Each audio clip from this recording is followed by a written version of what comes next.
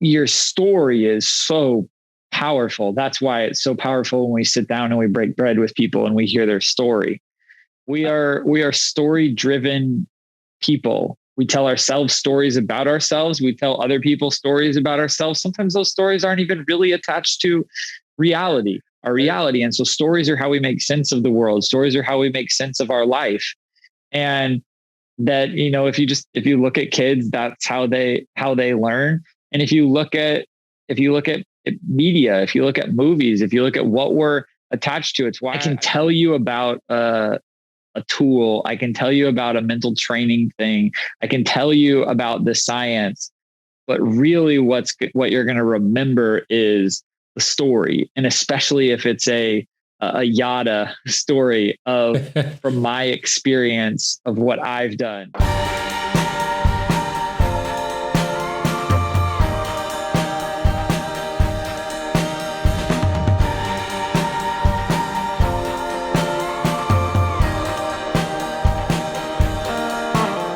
What's up, everybody? Thank you for tapping into some Untapped Keg, our podcast about sobriety and mental health. We are part of the Believe Podcast Network. Today's show is brought to you by Sober Athletic Wear, NordVPN, and OUAI Skincare. But more about that later. I am one of the hosts, RJ Zimmerman, and it's our 100th episode. And I'm very excited because I took it for granted and I was not completely sure we were going to get here, to be honest, but we made it. And it's a special show because it's somebody who, my good friend, and I want to throw some flowers out there to Jennifer. And I know that she's in the chat, and she does Breakfast and Feelings, and she has Feeling Words mug that comes with a marker so you can find the words that your brain is looking for.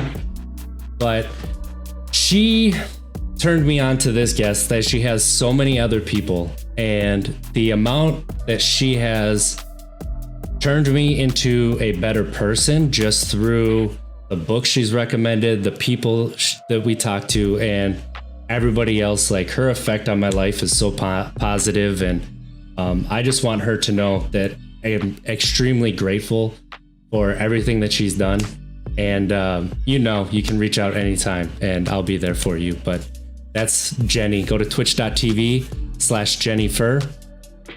So this guest is somebody who I've been excited since I first reached out and talked to him over Twitter DMs, and he graciously said, here's a couple books, read these books and I'll come on. And I was like, okay, I can do that. I can knock these out. And the way that these books have touched my soul and helped me to not just be a better person, but be a better parent, be more open in my mental health, and be more, I guess, aware of the things that I do throughout the day and make some positive changes. Our guest is author and founder of Train to Be Clutch, business and life consultancy, through which he works with top performers all over the world from many different professions. Joshua Medcalf. How are you doing this morning, Joshua? I'm great. Thank you so much for having me this morning. Excited to be here and get to chat with you. Before we get too far into it, I'm going to have an ad, but one thing that I do want to say is I'm not just tossing these flowers because you're on. Like, I truly and honestly mean this. So, this is episode 100. We are going to get deep. I think it's going to be fun. I think it's going to be energetic, and it's going to be motivating conversations. And just talking with you before, yes, I love listening to people who are passionate, and your passion comes through in your writing, which I think is not something you always get in, especially books that are geared towards this mindset change, right? Like, a lot of them are kind of dull and boring, but I did not really slog through any of these books. I just consumed them, and I really appreciate it. So thank you. I'm grateful to hear that. I do my best to write books for people that hate to read, and I try and write in a way that actually makes people want to stay with it. And I kind of have learned in the same way that you have, that there's a lot of people that have written books that I'm not sure why they were writing them, but when I read them, I have a very hard time getting past page 5, 10, 20. And so I've never wanted to write in that way. So I'm grateful to hear that that's the impact.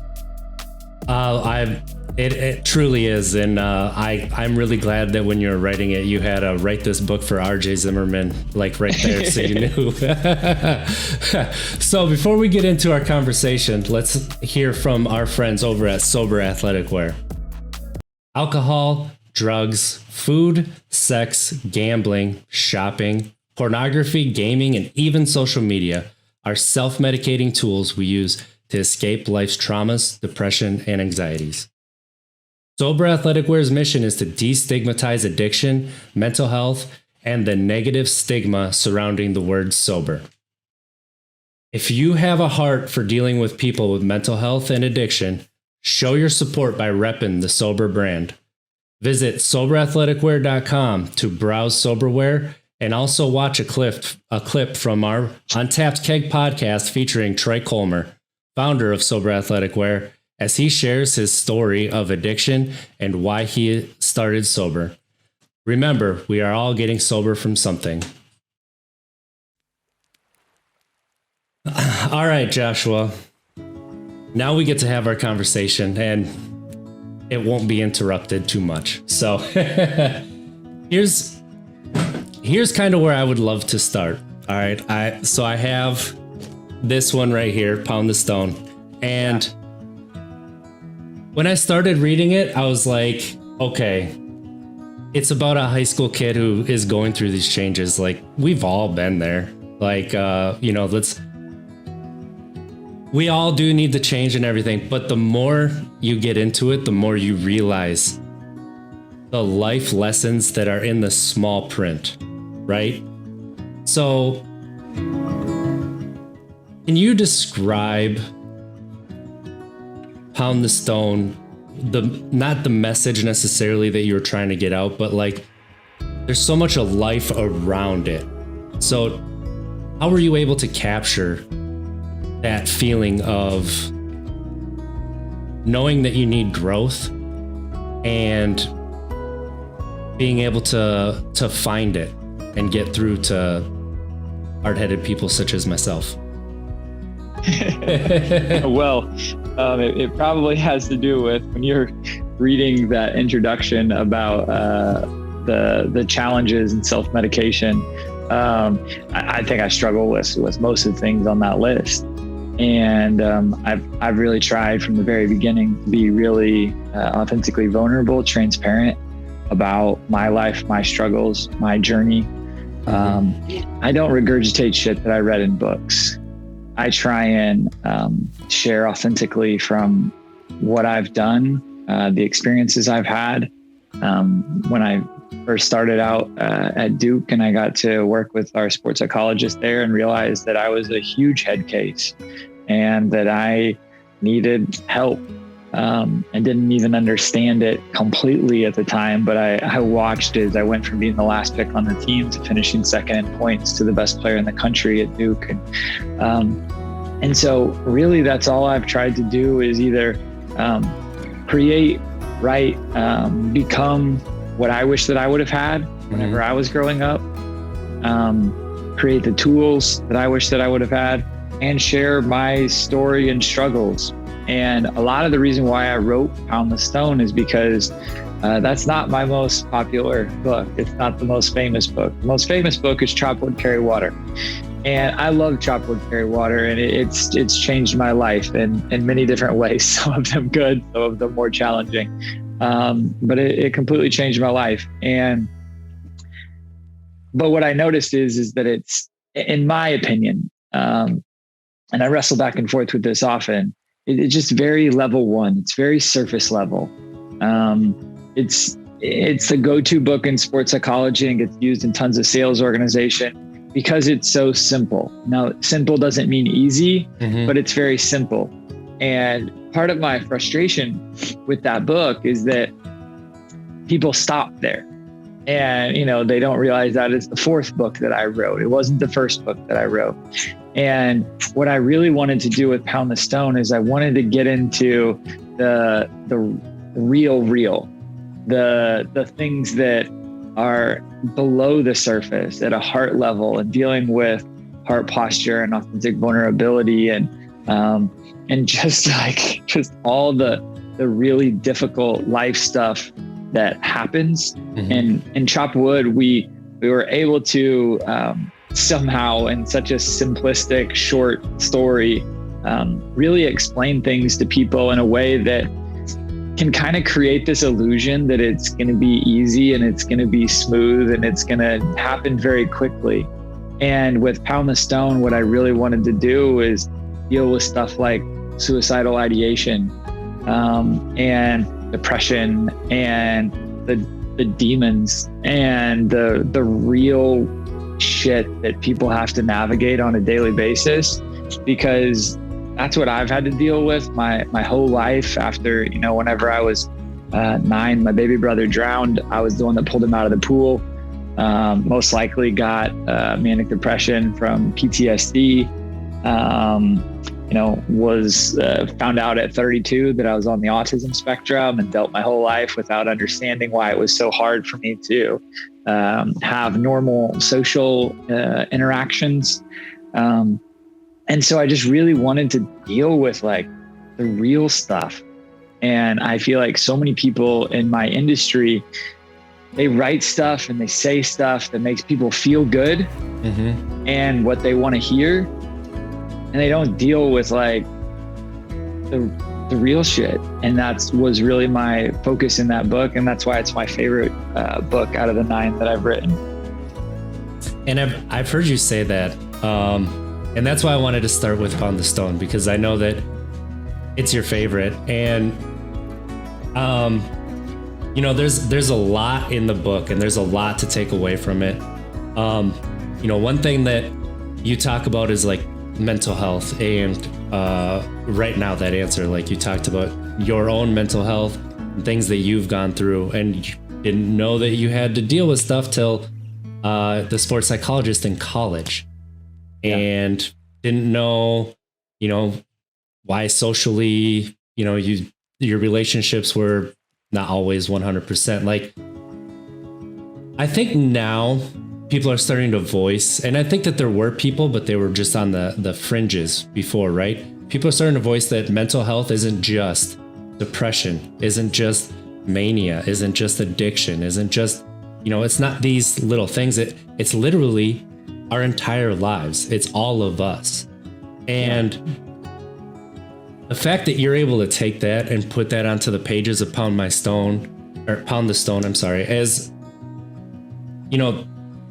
honestly, it's freeing. Reading it, the heart posture you're talking about, and that growth mindset, it's just knowing that there's other people that understand, and then you begin to understand, I need to look at things from a whole health perspective, and not just physically. I'm fine. I'm taking care of myself. I'm doing all this. And it's good. But one of your... Well, sorry to interrupt you. I don't want to miss his point. Yeah. Because I think that the other thing that happens is, and this is what happened with Chopwood a lot, is that, how about, my performance is great. I'm killing it with my performance. Yes. I'm crushing it. I'm crushing these goals. I'm crushing everybody's expectations. I'm killing it. And I'm dying inside. Yeah. That's more of that motivation as well, of sure, I can help people perform better, but I know better than anybody. I've outperformed every expectation I've ever had on me my entire life, and have dealt with stuff that is so dark, it's not even funny. And it usually comes on the other side of having crushed some performance expectation. And I think that, let's go there, because I love what you said there. And, one thing that you say is burning your goals. So, and yet that has to do with the performance, and it's so tied into the messages in Pound the Stone. But, when you say burn your goals, what What do you mean by that process? Because I've also taken that and implemented it into this podcast. Yeah. So it's funny because Burn Your Goals is the first book that I wrote. And oftentimes I get people that think that, well, he doesn't really mean that you should burn your goals. I'm like, yeah, no, I actually do. Well, no, you should still set goals though, right? And I'm like, no, I don't think that you should set goals. I think that we should live a mission-driven life.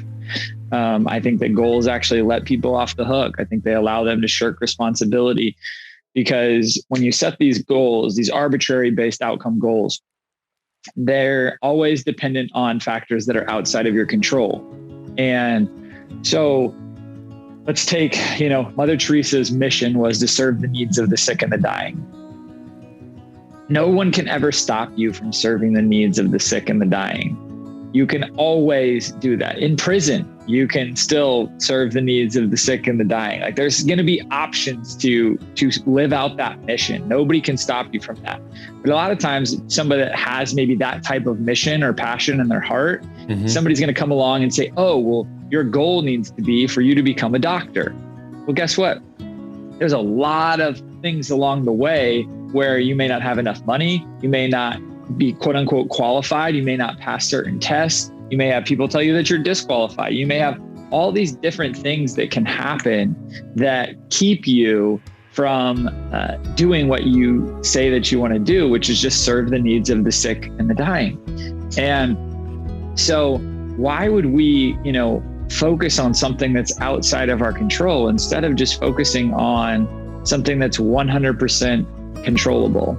And so, we talk about, let's focus, instead of goals, let's focus on commitments and controllables. So what can I do inside of my 86,400 seconds every single day to close the gap between where I'm at and where I want to be? What do I need to sacrifice inside of my 24 hours a day to close the gap between where I'm at and where I want to be?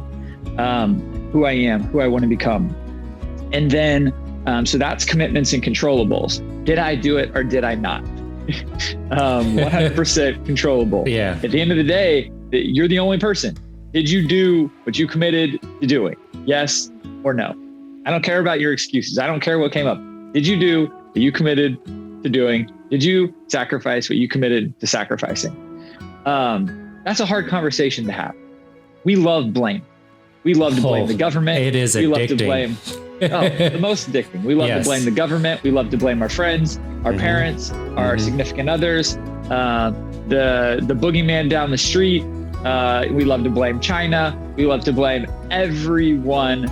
And we hate to actually look in the mirror and take responsibility for what we have control over. And the truth is, the scary thing is we have control over very little. It's very, very small what we actually have control over. So we say focus on commitments and controllables. And then the other thing is true mental toughness. And so one of the issues with performance, in my opinion, is that so often people will sacrifice what truly matters. And what I mean by truly matters is what will matter on your deathbed. We'll sacrifice what truly matters in the process of, in the search of the illusion of winning. That like, they think like, oh, well, maybe I can, if I win, then it's all worth it. Well, all of the, yeah, I was a jerk to this person. I treated these people so poorly. I was but I got to my goal.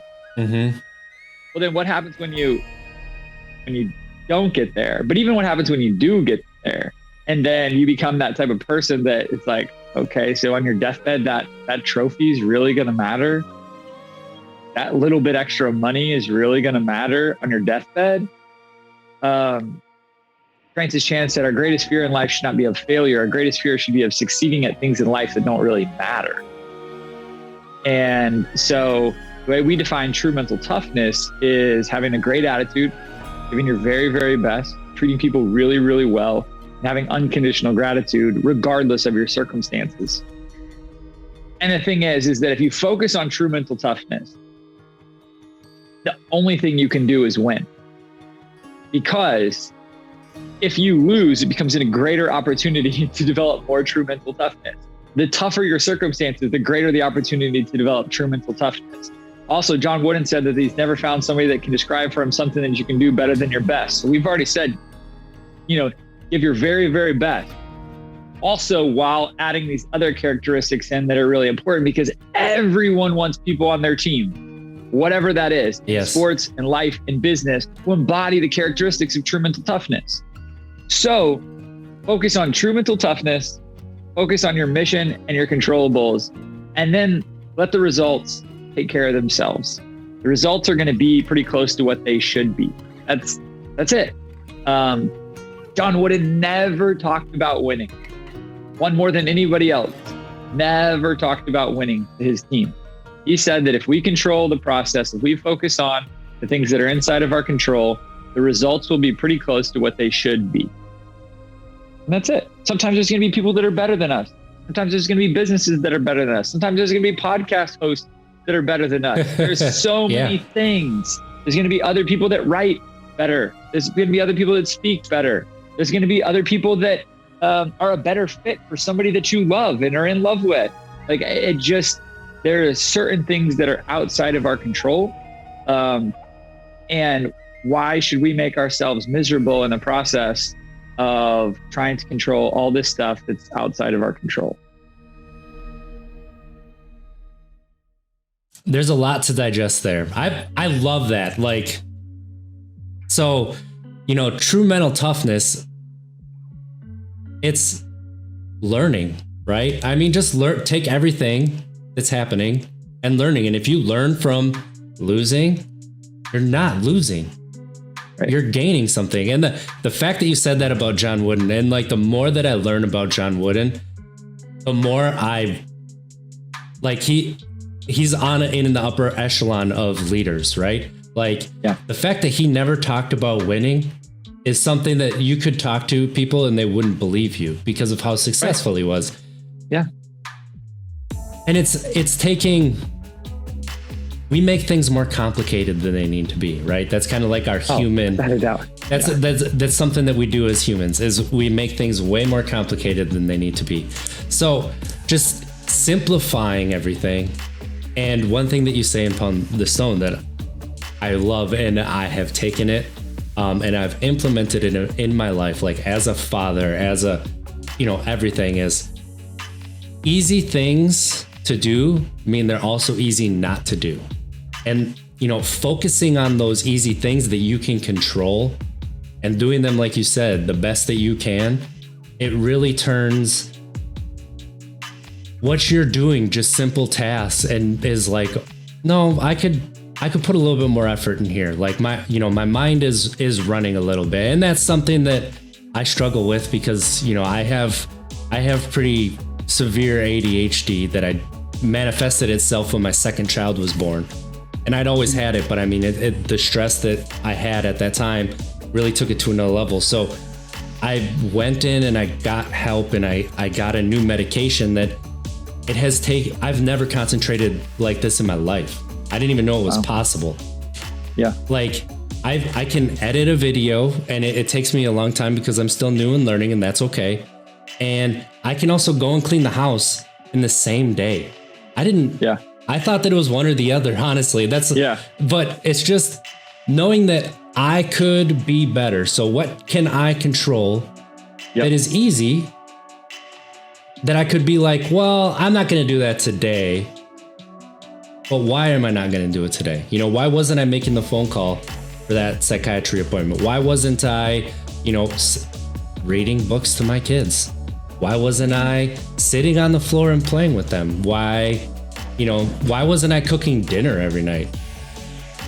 These are very easy things that honestly have brought more joy and betterment to my life than, when I was doing a job that, sure, I loved the job, but what was it bringing me mentally? It was bringing me a lot of burnout. It was bringing me a lot of stress. So, I was a lineman for a utility company. So I worked on high voltage power lines, and you're on call 24/7. And my ego got to the point, it was just 2 of us in a district that's supposed to have 5. So we had a lot of calls coming in, and we took a lot of pride in that we weren't going to ask for help. We didn't want help. And so I ended up burning myself out taking calls. I think for the year and a half that I was there, I think that I only had 2 weekends that I didn't take a call. And that was because I was out of town. Like, that's just, and I didn't know it. I was burned out for almost 2 years after I put myself through that. And then just going through some, other things. Why did I do that? The money was great. Yeah. And goals. I thought I'd get this career. I thought I'd get my journeyman card. I can live life. Everything was going to take care of itself at that point. I'll be able to take care of my family and have extra. But I was unfulfilled and didn't know it. And so I'd go home. I'd go on autopilot mode. That's how I was living. And so a lot of times we can feel that a positive change is needed, right? Like we feel it in our heart. We feel it right here. And for me, it got up to the point where it was like almost like a lump in my throat that something wasn't right with myself. And it wasn't right with my situation. And I didn't know what it was. And, so my family and I made a change and we moved across the country. And that, for my mental health, has been just, it's been incredible. I did not know that. I knew deep down, but I wasn't being honest with myself looking in the mirror, like you said. We know when a change is needed. We just don't want to be honest. Yeah. So it's doing those easy things and knowing that they're also not easy to do and doing them your best. It increases the value that you see in your life so much more than you can imagine when you do it regularly. Yeah. The other line I think that's in Pound the Stone is that oftentimes we get caught up seeking the remarkable instead of doing the unremarkable with remarkable consistency. Yes. And most of the time, if you look at people that you admire in whatever area it is, it's kind of what you were talking about, that it's not anything, crazy that they're doing. It's just that they do the simple things with remarkable consistency every single time. And doing that, the unremarkable really, really well, really, really consistently. And when you do that, it's amazing then what happens. I like to say dream big, execute small, and be faithful with small, think small. It's very easy to dream really big, but then do nothing about that, or try and do. Like, one thing I think is interesting, and I've seen this happen with a lot of my friends, is that they dream big, but then what they do is they come up with these elaborate schemes, let's call them, and it can be a scheme, it can be a dream, whatever it is. But in doing so, that again lets them off the hook, because they could just do the simple thing every single day, the small thing over and over and over and over again. No, let's do this super huge thing. It's most likely going to fail. But then we can be like, well, but I tried. Yeah, I gave it the old college try. Yeah, like kinda. Like, why didn't you just post on social media every single day? Well, I forget. I forget to do that. But it's 100% controllable and it's really easy. Yeah, but I've come up with this elaborate thing over here that I can do. Yeah, and maybe that thing will work. But why don't you just do the unremarkable thing with remarkable consistency? Like, why don't you just do the simple thing, the easy thing, over and over and over and over and over again? You ever listen to an NBA coach in the huddles? Yeah, I have actually. It's like on the broadcast and stuff. Yeah, like they don't say stuff that's crazy. Yeah. It's like, hey, we got to hustle. We got to get back on defense. I need you to box out. Like, it's stuff that you learned when you were 7 years old. Set your feet. right? Like, I mean, it's stuff like that. It's, and you're sitting there and you're like, I can teach that. Like, you guys get paid millions of dollars to coach, and this is what you're But guess what? Like, I was on staff with UCLA women's basketball for 7 years as the director of mental training. So I've been very exposed to John Wooden. And so it was always funny because sometimes I have this bad habit, I would call it, of I don't like repeating myself. Like if I'm in a speaking engagement or something like this, I'll say a quote one time and think that, well, I don't want to repeat myself because I've already said that. But man, you go and you watch almost any high level practice and the coach is going to say the same thing 50 or 100 times over and over and over and over again. And it's usually really basic stuff, but it's that mastery of those basics that then all of a sudden the cool stuff can happen down the road. You can shift out of that down the road, but you have to master those fundamentals. You have to master the basics. My dad didn't know anything about sports. He never played sports. He grew up in a trailer park, had to duct tape his trailer together, really tough childhood. My brother and I were both freak athletes. And so, but what my dad would tell us is, do the basics.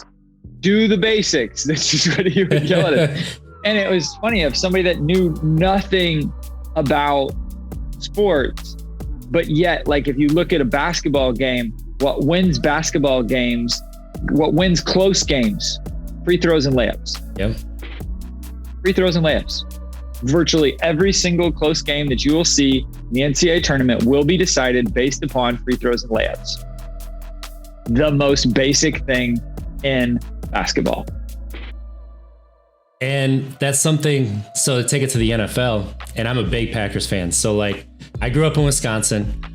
So it's a religion there. So if people ask me about Packers fans, my business partner is from Appleton. So okay. Season tickets. Yeah, I grew up in Kewanee, which is just east of there, like Green Bay area. So like, it's funny you say that.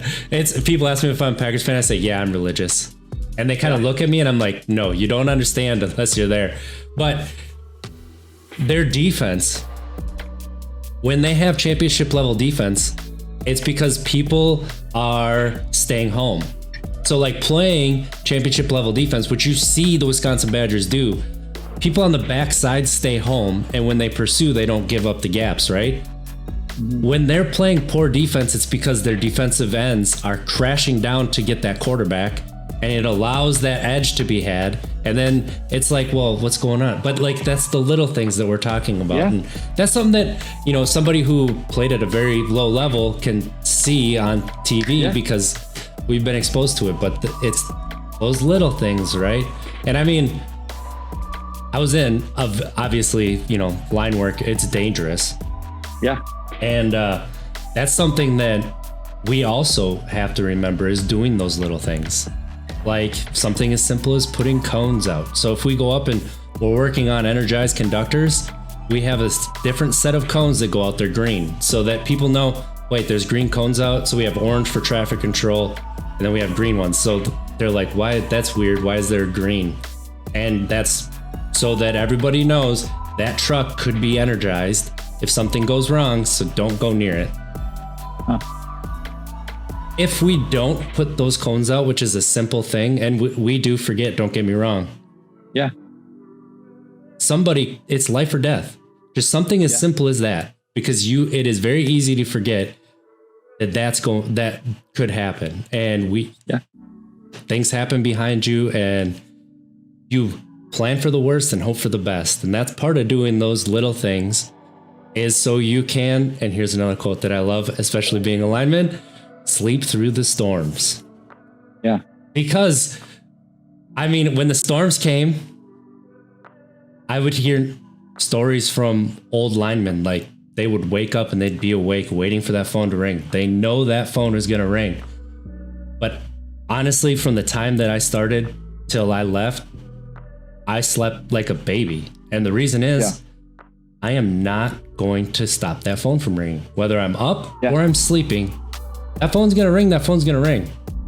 Yeah. It reminds me of, you know, there was this experiment that was done by these 9 Michigan hospitals back in 2004, where in 2000s, we were at the height of innovation and so many technological advancements in science and technology. And these hospitals, they experimented with this new system, and it ended up saving, I think it was 1,500 lives. It reduced infection rates by 66%, and it saved about $15 million in less than a year.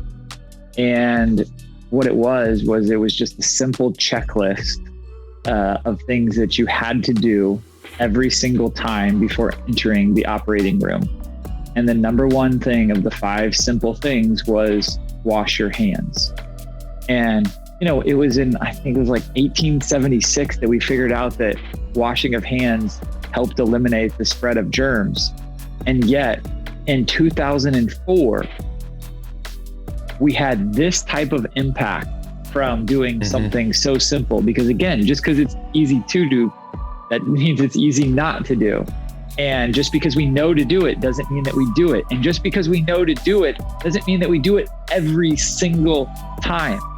And so much of chop wood, carry water, pound the stone is what are those simple little things, and how do you create a system where you do those things every single time? Because that's where that power is. That once again, we're often caught up in seeking the remarkable, but it's just doing the remarkable with the unremarkable with remarkable consistency. And it is the same thing that like we oftentimes we think that one thing is going to change everything. Well, if I could just get this, this person on my podcast, if I could just get this job, if I could just get this opportunity, if I could just get the money for my foundation or for my startup, if I could just get a starting spot on a team, if I could just get a scholarship. One of my most interesting things to me, I've gotten to work with virtually every major institution, and especially their different sports teams at them. And I always found it so fascinating. You'd get to some place, I'll just use Duke because I played there and I've worked with them. And you get to Duke, and I remember being there with one of the sports programs and saying, I can see that you all are miserable. Wasn't there a time in your life whenever you were 12, 13, 14, 15, 16 years old that you thought, if I could just get to a place like Duke, everything will be like, I could not have a bad day. If I got a scholarship to play at a school like Duke, I could not have a bad day. If I just get to the NBA, if I just get to the NFL, if I could just become the CEO, if I could just become the head coach, then bullshit, complete fucking bullshit. But that's the game that we play, is that, if I could just get there, then everything, if that one thing would happen. But the truth is that one thing isn't really going to change much at all. And oftentimes what it can do is what I realized when Chop Wood went viral, and all of a sudden I realized at 32 that I never had to work another day in my life. Now all of a sudden I realized I'm really good at climbing mountains.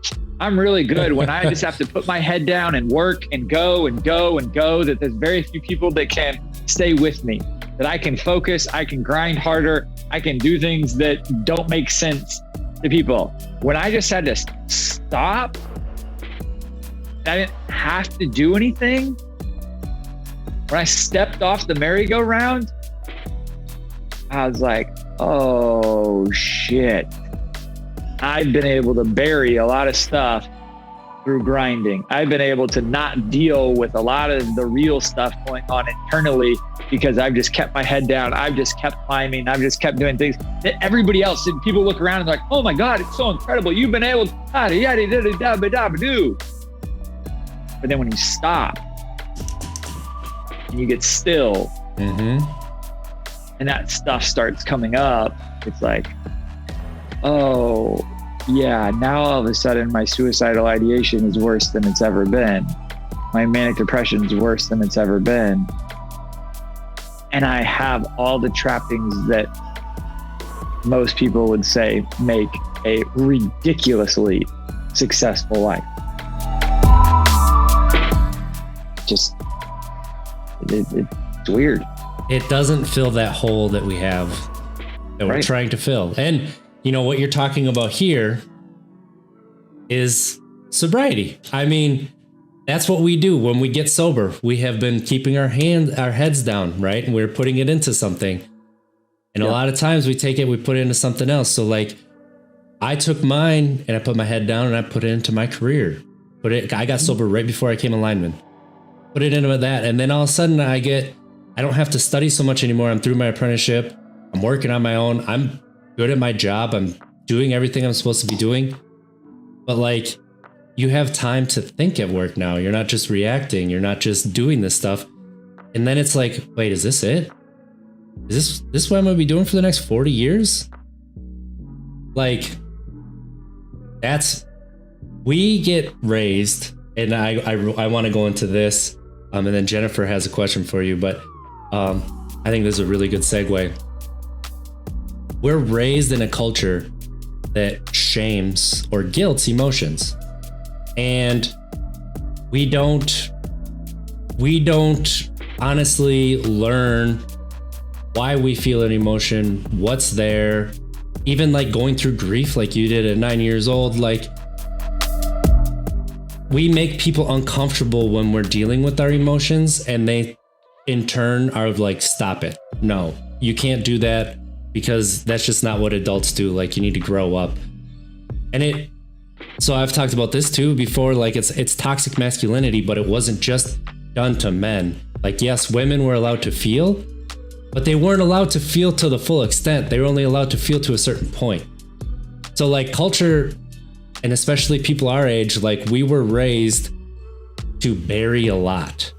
And we watched that toxic work ethic of our parents and then put everything into working hard and getting everything for us that they didn't have, or, you know, and that was going to be great. It reminds me of that Bruce Lee quote: don't give your children everything that you never had. Teach them everything that you wish you knew. And like, it's really good. I'm starting to come to terms with the fact that like, I'm a 13-year-old when it comes to emotions. I'm better now, but before the podcast, and even during some of the podcasts, like, I did not deal with my emotions at all. Like, it was anger was the only emotion I was allowed to feel, even more than happiness. So yeah, somewhat. I mean, listen, I think that toxic masculinity is very real. Mm-hmm. I also think that there's a yin and a yang to everything. And so I think that soft roads create soft people. And I think that, you know, when you talk about the flip side of, you know, I think that a lot of females are raised in environments that's too soft. And so then they become extra dependent on a toxic male and toxic masculinity, because they don't know how to deal with hard things. They don't know how to deal with rejection. They don't know how to deal with truth. I had a very interesting situation with an ex at one point. My puppy is freaking out.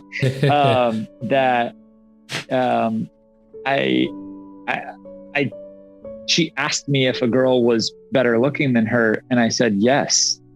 And it was very, very, I think to anyone, I think they would have said yes. And she could not handle that. I saw her snap and freak out in a way, and it's like, what? Like, whereas like, if I told you, or your wife told you that a guy's better looking than you, you'd be like, yeah, okay. Mm-hmm. Shrug of the shoulders. Like, yeah, you're right. Like, awesome. Keep it moving. Mm-hmm. But it's the difference in the way that we're raised. And so I think that there was such a polarization in the way that we were raised that I think that females oftentimes weren't taught how to be strong. And I think that men weren't also taught how to be strong. They were taught how to just be angry and tough. And keep your head down. Exactly. I do think that there is, toxic masculinity is huge. It's not something that I feel like I personally struggled with as much. I've always been more of a feeler and felt emotions, and even been accused of being a drama queen. That's why I write really well with stories. But yeah, I see that. I see it so much. And there's other emotions that I have trouble, processing and things like that. Thankfully, and I think this is part of why I am able to teach and share things in the way that I am, and especially at a young age, was because I started therapy when I was 9. And so I've been in this world for a very, very long time. And so I was learning how to process things. I was learning how, at least to try to do them. Kind of like if you, I play a lot of golf, and you can always tell the guys' swings that grew up in a country club and that grew up playing, because they have a great swing. They may not always be able to play well, but that's usually because they don't get to play much or practice much. But like, we've got a couple guys in a group of mine from college that there's one guy who, he plays golf like twice a year, and still you just see glimpses of greatness in there. But it's because when he was real young, he was doing that. And in the same way, when I was real young, I've been doing this. I saw whenever I was 16, my dad, again, grew up in a trailer park, single parent home, really tough situation. I watched how he went to a Dale Carnegie course, and it like really, really impacted his life. It didn't help him with me, but like I saw with everybody else, the impact it had on him. And so I realized, oh my gosh, like this can really impact people's lives. And so I started diving even further into that type of stuff. So therapy, and then that, and it's amazing the impact. There's can't remember who said the quote, but it's basically that it's easier to build strong boys than it is to repair broken men. Hold on. That's no problem. That's true. I recently heard that quote too, and I can't remember where it came from, but something when we talk about that, like, that's what our parents were taught. That's what their parents were taught. And, that's something I don't blame them for. That's how I was taught. Like that's all that they knew. But now, like one thing that, I've been saying for a few weeks is all these people are focused on the past. Oh, it was so much better in the past. It was so, there's this in the past. Why do we want to go back to a time where we didn't know what we do now? Like, we know so much more. So why would we stay doing the same things if you know something more, rather than go back? You're saying you want to go back to a time when you were ignorant? Like, I understand that, right? I understand. Yeah. There is a sense of like being able to not know the things that you know. Like that's kind of why we miss childhood, is because ignorance is bliss. Yeah, exactly. Yeah. So, but knowing what I know now, if I still raise my kids, and I'm not saying like I won't have moments where I'll slip, because there will be, but like, I want to teach my 2 boys to embrace their emotions. And that's what I've been working on with them. Like, I was very proud. I don't know if I told this story on the podcast or not, but the other night I told my oldest, when I put him to bed, I'm like, oh, we're gonna have to trim your fingernails tomorrow. And he goes, oh, why? And I said, I was tired. And I said, because I said so. And he goes, what's that mean? I'm like, trim your fingernails? It's like when you take the clippers and you trim them back and you make them smaller. He goes, no. What does because I said so mean? And I realized, and this was my 4-year-old, that was the first time I ever said that to him. Said that. Yeah. And so I laughed And I explained to him that, no, we need to trim your fingernails. Daddy was tired, but we need to trim your fingernails because I don't want you scratching yourself. I don't want you hurting other people on accident. And they get dirty. And so, you know, that just honestly, it brought tears to my eyes that he's said that, and that he feels safe enough to say something like that too, like to ask me questions. Also, it's incredible that he made it to 4 years old before hearing that. I mean, thank you. Thank you. I will say though, not along with what you're saying with that, but I do think it's important. This is an important point that I try and share with parents a lot, is that humans are really bad. You see this in relationships a lot, that we pendulum swing. And the thing that I'm nervous about for our society is that because the way like my dad raised me, and the way a lot of people were raised, they are going in the opposite direction completely. And we're going to suffer as a society because of that. It's always the middle ground. We always have to find the middle, and the middle usually is at the top of a mountain is the best way of putting it. Yeah. I don't think you read Transformational Leadership, but in that we talk about how people oftentimes believe that there's only two ways to lead. You're either the jerk that's angry and super, super tough, or you're the soft pleaser. And we're like, no, at the top of the mountain is transformational leadership. And that is enforcing healthy boundaries with love and respect. And but the thing is that that's hard. That's messy. Yes, and it is. It's so much easier to just go to these. It's the same thing in politics, right? It's, oh, let's just go this way, or let's go over here.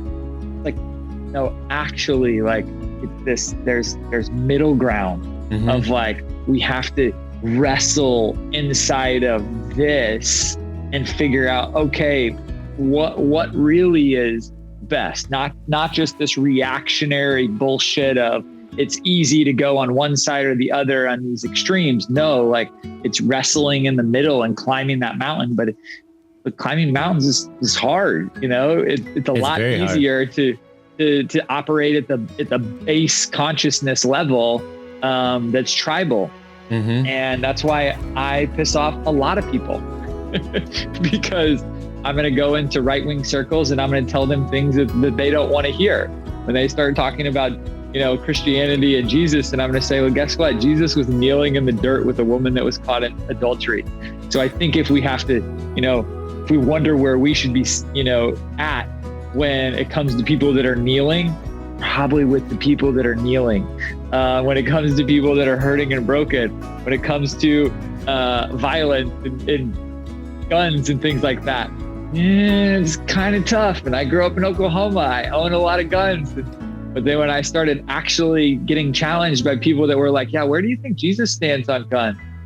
And it's like, oh, yeah, this is tough. Like, let's actually wrestle through this stuff. And then, over here, we should just get rid of, student debt, and people shouldn't have to pay, and everything should be free. And it's like, well, you know that somebody has to pay for that. But there's no such thing as free. And, you know, like, let's look at socialism, and let's look at and just unpacking on both sides, and it just makes everyone uncomfortable because it's like, no, there's not these simple answers.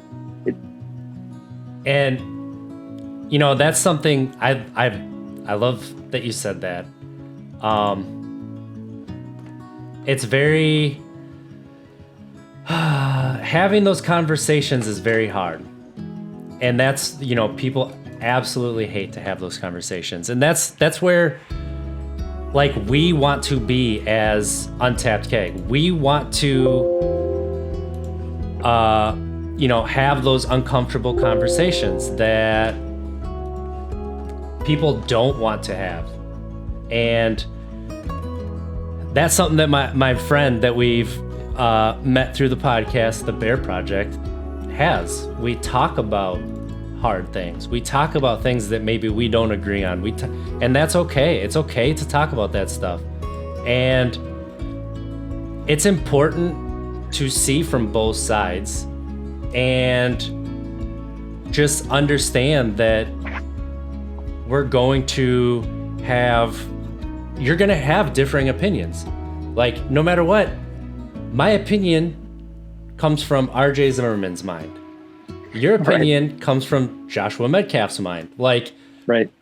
I think that we grew up in this really individualistic society, and it's good, right? It's good to be your own person. It's good to figure things out on your own, and we kind of expect that.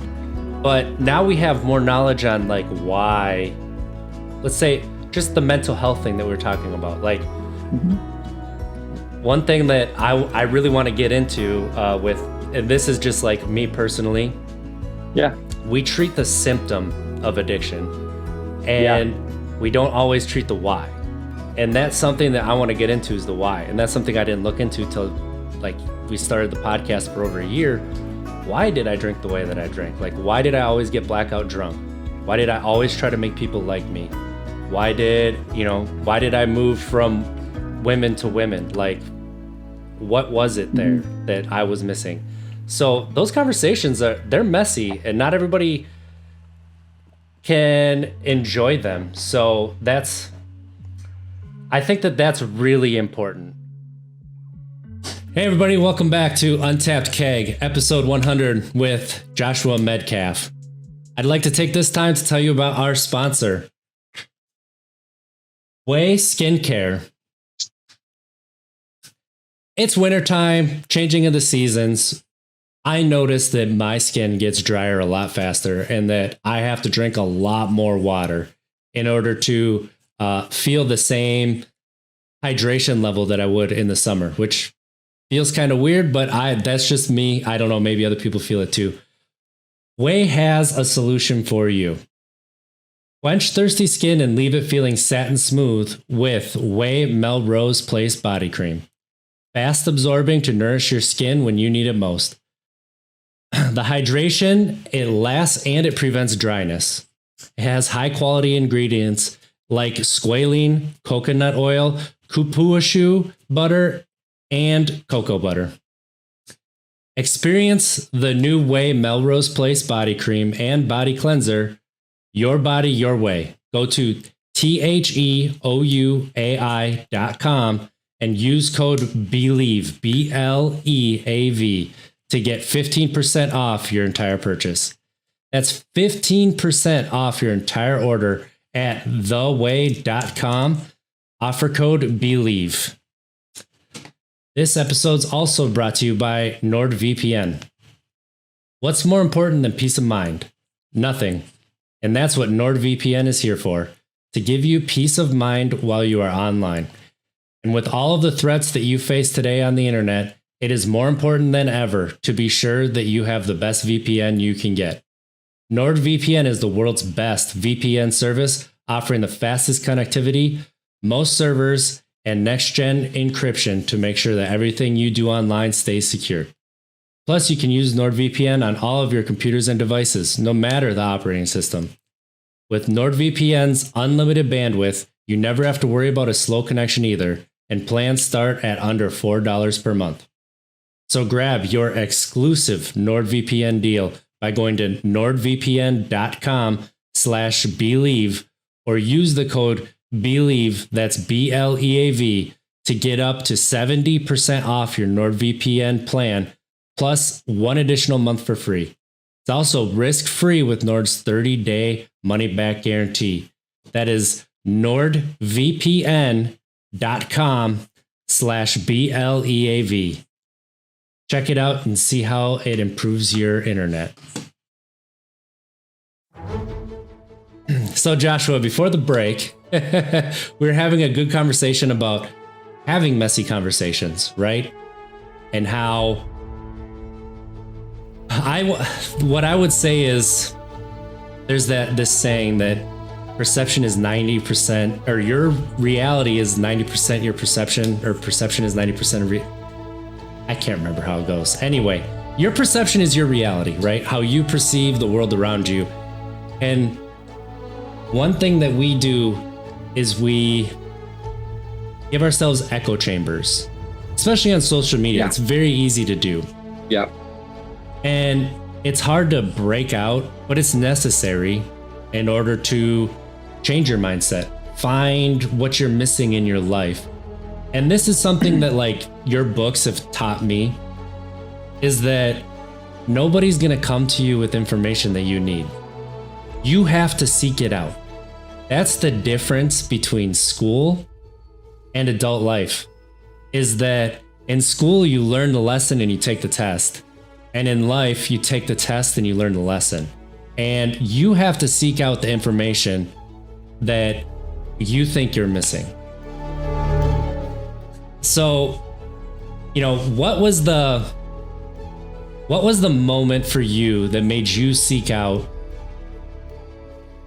kind of this change that you made? So for those who don't know, Joshua was you were in the final part of your getting your master's degree, right?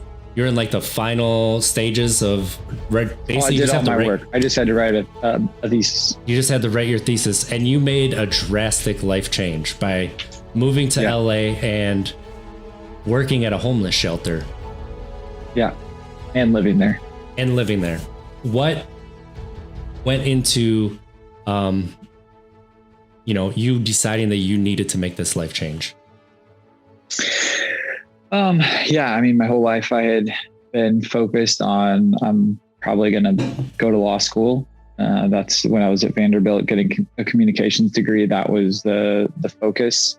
And then I had the, opportunity to go and play out my last year of eligibility at Duke and work on my master's. And I had an amazing experience from an educational perspective at Duke. Got to study under and work with some of the just most fascinating people in the world, and did really well there. I'd always struggled academically, but for the first time I felt like I had a lot more autonomy in the classes that I got to choose, and it was called a Master's of Arts in Liberal Studies. And so I literally could choose any class across the entire Duke system to take these classes. I could take 3 undergrad classes, and the rest had to be master level classes.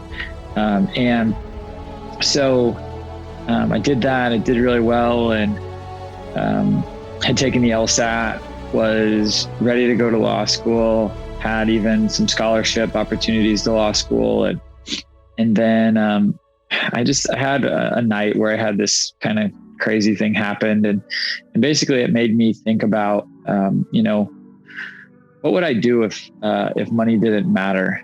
And, I'd grown up really, really poor. Like my dad, like I said, grew up in a trailer park. I can vividly remember dreaming about Happy Meals whenever I was 6 years old. My dad ended up becoming a very good and successful eye surgeon, but even then, that was more like whenever I was 17, 18, 19, 20. And so the thought of, what would I do if money didn't matter? That just, it was so far away from my mind. And after this night, the thought that kind of came into my mind was, I really felt convicted in my heart that if I would serve people, if money didn't matter, then that's what I needed to do if money did matter. And so I skipped scholarships to law school, and I moved across the country downtown into a homeless shelter in Echo Park, and lived and served there for 7 or 8 months. And really what I wanted to do was, I saw the impact that the sports psychology class had on my life, and I wanted to share that with the masses. And I felt like I was uniquely equipped to do it, because I felt like most of the people that were teaching this stuff were old white guys that had read stuff in books, and they had never done it. And Greg Dale was able to get through to me at Duke because I was the last pick on the team when we played pickup games. He couldn't get through to Mike Grella. Mike Grella was the best player on our team and the best player in the country. He opened his professional career with a hat trick for Leeds United. And no big deal. Yeah, like real good. Yeah. And he couldn't get through to Mike, and I knew that I could, because I wasn't coming in with educational experience. I was coming in with real experience. There's two words in Greek, gnosko and yada, and I may be pronouncing yada wrong. It's YADA, but gnosko means to have knowledge of something. Yada means to have knowledge through experience of something. And I knew that I had yada, and I knew that I could look those kids like Mike Grell in the face and say, listen, I have done this. I know what this actually can do.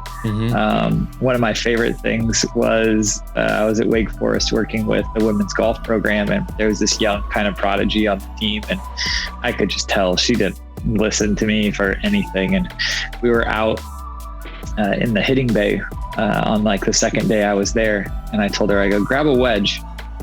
Like, what? And I was like, yeah, grab a wedge. I was like, you see that target out there? And they literally had a bullseye target, about 3 feet circle, probably 100 yards out. I said, let's see who can hit it first.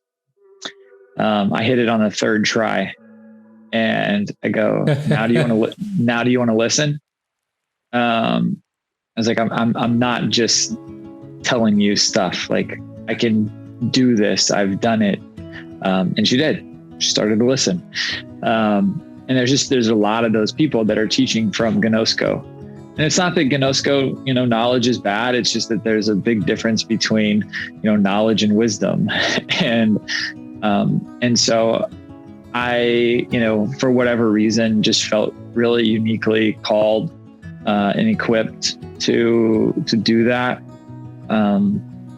And so I kind of made that my mission of, love people, serve people, provide value, and really try and dive into this stuff as much as I could, and just be able to learn it inside and out, so that I could take my practical experience and be able to share that with people, but then also, be able to understand the science and, the actual technical stuff as well, but be able to put that in a form that actually makes sense to people, instead of, there was too much stuff that I was reading in the sports psychology stuff that I'm like, this has been written by people that have never done this, and it's very obvious. And so I'd come in, and, you'd have somebody in each school that's like, oh, this is their sports psychologist, or these are the slides our sports psychologist gave us. And I would go through and I would shred 30% of it, because I'm like, yeah. And every time the athletes would be like, yes. And I'm like, yeah, no, I'm one of you. I know. I know how frustrating it is. And so, yeah, that's really where that came from. Just a real desire to, once again, there's like, what do I wish that I had whenever I was growing up? Like, what do I wish that I had known? Why did I have to get to Duke to learn this? That was the thing that just pissed me off so much, is I was like, my club team was ranked 4th in the country. Like, I'd been to camps. I'd been to so many things. Like, I played at Vanderbilt for 3 years. Like, Vanderbilt's far from a soccer powerhouse. They cut our program after the 3rd year. But it's not like you're talking about, some community college and, some teeny tiny area of North Dakota. Yeah. Like, why did I have to get to Duke to learn this? And so I just kind of said, you know what? I think I'm more wired to be an entrepreneur. And I think a lot of people that study sports psychology, they want a job. I've never wanted a job. I wanted to change the world. And so it probably sounded pretty arrogant when I said it to the director of that program. But I just sent her an email and I said, listen, I'm not going to write a paper that sits on somebody's desk and collects dust. I'm going to create an organization that changes the world. And at that time, it sounded arrogant. At this time, I think I've transformed at least the face of mental training in this country and sports psychology. And, when I got that position at UCLA to be the director of mental training, like, the position didn't really exist. Yeah.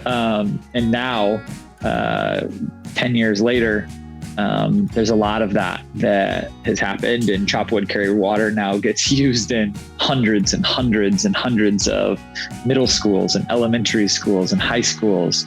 And that's what I wanted. I wanted to take this to the places and spaces, especially where people that don't look like me, that they get access to this type of stuff, because I think that these are the types of advantages that don't look very big, but if you get exposed to this stuff whenever you're 5, 6, 7, 8, 9 years old, I saw the difference. When I would work with a kid that was 17, 18, 19 years old that had somebody like me in their life when they were little,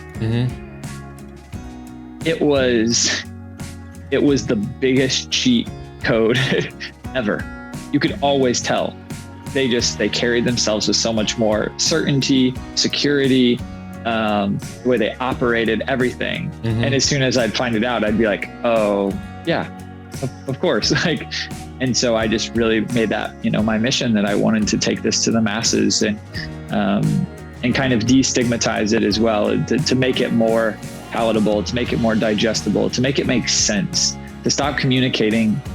Sure, I've studied at Ivy League schools. I can sit down and talk with PhDs, and they may not like me because I don't have a PhD. They may not like the influence that I have, but I can still communicate with them and use the vernacular that makes sense to them. But guess what? When you're talking to 5, 6, 7, 8, 9-year-olds, when you're talking to people that haven't studied in those ways and haven't had the privilege of getting that type of an education, you have to be able to communicate in ways that make sense to them. And that's really, you've talked a little bit about that with my books. I try and write the way that I speak, and I try and communicate in ways that actually make sense. And just because there's a big fancy word that you can use that might sound cool, really the only person that's going to sound cool to are other academics. It's not people that are actually trying to apply something. And so really trying to put it in language that is easily digestible, that makes sense, and that meets people where they're at. And I think the apply there is the key term, because like you said, if you use that big word around certain people, blue collar workers, underprivileged kids, they're shutting off. They are. Yeah. They're not listening anymore. Like, you might get one or two that will, but you're not going to get through. So, Jenny has a question about, like, when you work with programs, do you don't just focus on performance, but also like their personal life and how that has an impact on them, and whether they know it or not, they're bringing that into the sport as well. So like, if you don't focus on your person and how you are, like, it has a detriment on everything else. The first thing I want to make clear is that I haven't really worked with a program in I think it's 4 years now, three at least. When I was 32, 33, I just turned 37 2 weeks ago. Happy late birthday.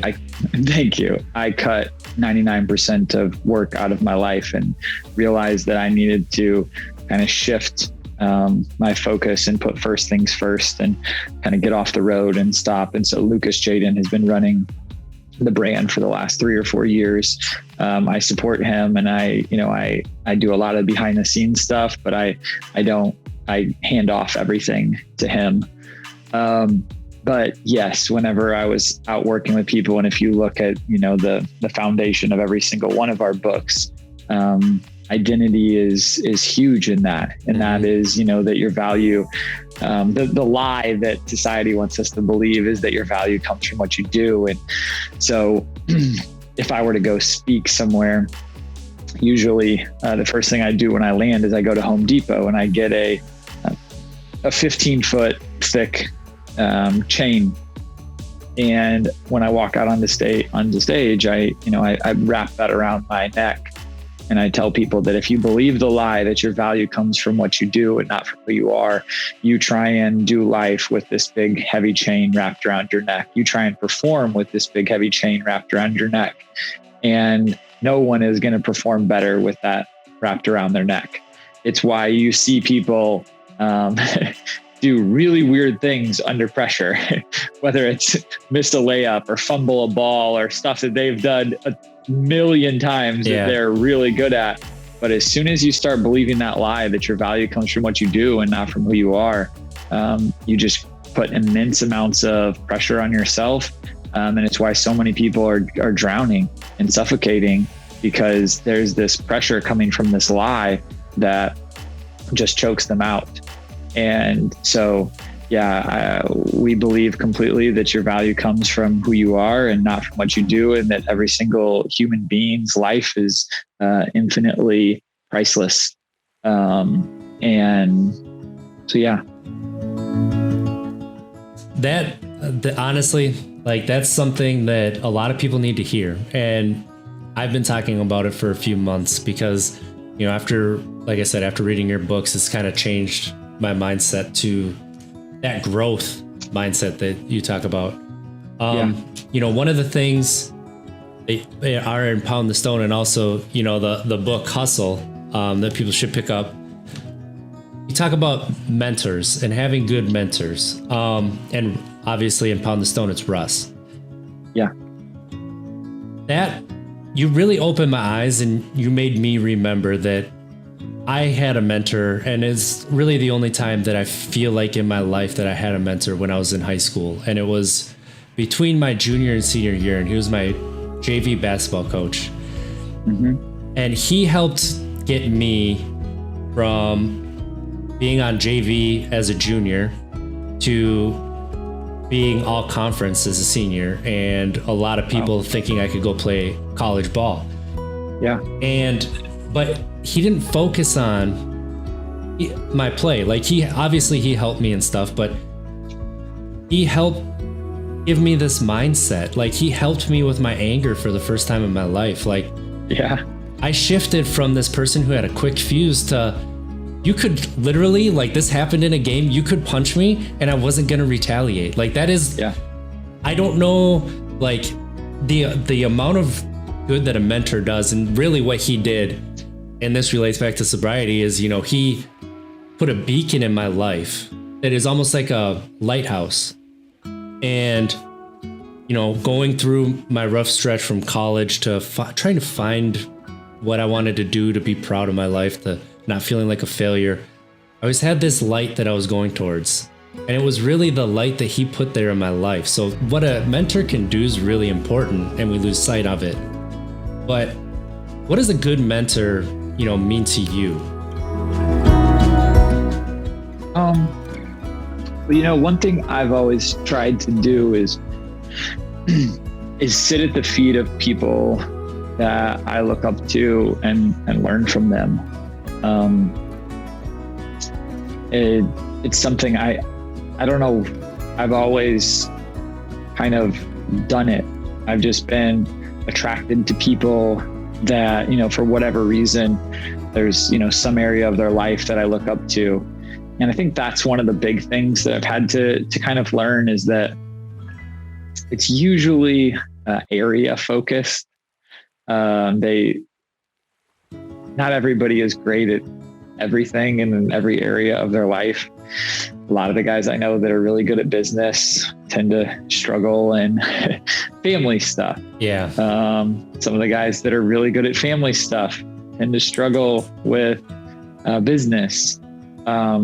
So it's kind of trying to sit at the feet of people and learn, but also being really careful who you are mentored by and who you're taking that advice from. I kind of look at mentorship the same way that I do mental training, and people are like, they always introduce me as an expert in mental training. And I'm like, everybody is an expert in mental training.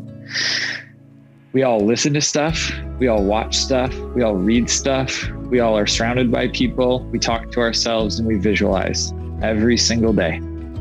So, it's why it's funny when people are like, all right, so, what do I need to do with mental training? 10, 20 minutes a day, like, well, the thing is, like, I can give you some exercises to do for 10 or 20 minutes. I can give you exercises to do for 2 or 3 hours. But this is a 24-hour a day kind of thing, because we're constantly mentally training. Mm-hmm. We're never not mentally training. And believing the opposite is only going to make it worse. You think that this 5-10 minute thing that you're going to do is going to override the other, 86,000 seconds in your day. Like, oh, you spent 400 seconds doing one thing, spent 86,000 seconds doing something else. Like, probably not going to be that helpful. You can run for 5 minutes a day, but if you eat awful stuff and sit for the rest of the day and don't do anything else that's helpful, that 5 minutes it's better than nothing, but that's not going to do that much. And so I think that mentorship is the same thing, that like some people are intentional about mentorship, but everybody has mentors. Some people's mentors are the real housewives of, Hollywood. Some people's mentors are on social media. Some people's mentors are on, whatever, the NBA. Like, we're constantly being mentored by people. It's that there are some people that are intentional about that. Mm-hmm. They're intentional about who they're allowing to influence them. And then there are other people who just allow that to happen, that would never even use those types of words. But the same thing with what we actually call, what most people talk about with mental training, we call the fuel for your heart. And those are those 6 things of what you read, what you watch, what you listen to, your self-talk, who you surround yourself with, and what you visualize. It doesn't matter whether you believe in that or not. Everybody's doing that all day long. You are fueling your heart with something. And the same thing, whether you're intentional or not about who's, quote unquote, mentoring you, you're being mentored by someone. And it's just a matter of, are you recognizing that? In Burn Your Goals, Jamie Gilbert talked about how there was a guy on our team at Vanderbilt our freshman year that Jamie would listen to what he had to say and follow it as if it was, the truth. And that guy didn't know anything, but that was who we learned from. So to me, it's more a matter of, are you being intentional about the mentors in your life? Are you are super intentional about that, and being really careful of, like, when you look at the people, especially in business, like that you look up to, are you checking and seeing, like, do they have the type of family relationships? Do they have the stuff that's going to matter on the deathbed type of impact and relationships that you want? One thing that's always at the forefront of my mind is, I'm going through a very, very stressful situation the last few days with a situation that's probably going to end up in a legal battle. And I'm frustrated because I don't care so much about the outside stuff. I don't care so much about, the external things. What I've always cared about is the people I want to hold me in the highest regard are the people that I'm around on a day-to-day basis. I want the people that I'm closest with. I want my circle. I care what those people think about me. People out in the world, they can think whatever they want. You can think that I'm a this, you can think that I'm a that, cool, whatever. But the people that spend the most time with me, the people that I do life and business with, I care what those people think. And, right now we're in a situation where it's frustrating because, the yin and yang of Lucas and I have so much empathy for him because his situation is hard. He's got me, and I'm more of a lover and a fighter. And, when people do things that, when they just straight up, steal from you, I'm like, well, I'm going to probably fight. And, Lucas is more the pure lover and peacemaker. And, but, in the situation that I'm going through, I'm so worried about and focused on on my relationship with Lucas more than anything, of like that's where my heart is at, of like, I'm angry about, people just blatantly stealing things and using it as their own. But also, how do I try and navigate this situation in a way that, that I don't hurt my relationship with Lucas, because that's what really, at the end of the day, on my deathbed, the people that are stealing and, blatant copyright infringement, whatever. But my relationship with Lucas, that's what really matters to me. And that's the type of stuff on my heart of like, I want to always try and live my life in a way that the people that are closest to me hold me in the highest regard, not the people that read my books or think like, I know that I can impress those people. It's easy. Whenever people see, this tiny little bit, that's easy. But I care a lot more about, those people that see you on your off days, those people that know you at your worst. That's more of my focus. And so when I think about mentorship, it's trying to find people that, one of the things I love about one of the guys that I've had in my life for a really long time, since college, he crushes it in the business world, has done a phenomenal job. But the thing I'm most proud of is when I talk to his wife, and his wife tells me, when Scott comes home, he has that same energy that he gives to our kids. And she's like, I don't know how he does it. Like, he comes home and he still is just the same person that he is with you guys, of giving energy and adding. And she's like, I don't know. And that to me means so much more than like, yeah, he'll probably sell his business one day for $100 million or $200 million. And that's an incredible accomplishment. But what I think is special is that his kids get his best energy, and that his kids aren't shortchanged on that because his business gets his best energy. And so, that question of, who gets your best energy, who gets your best time, who gets your best love?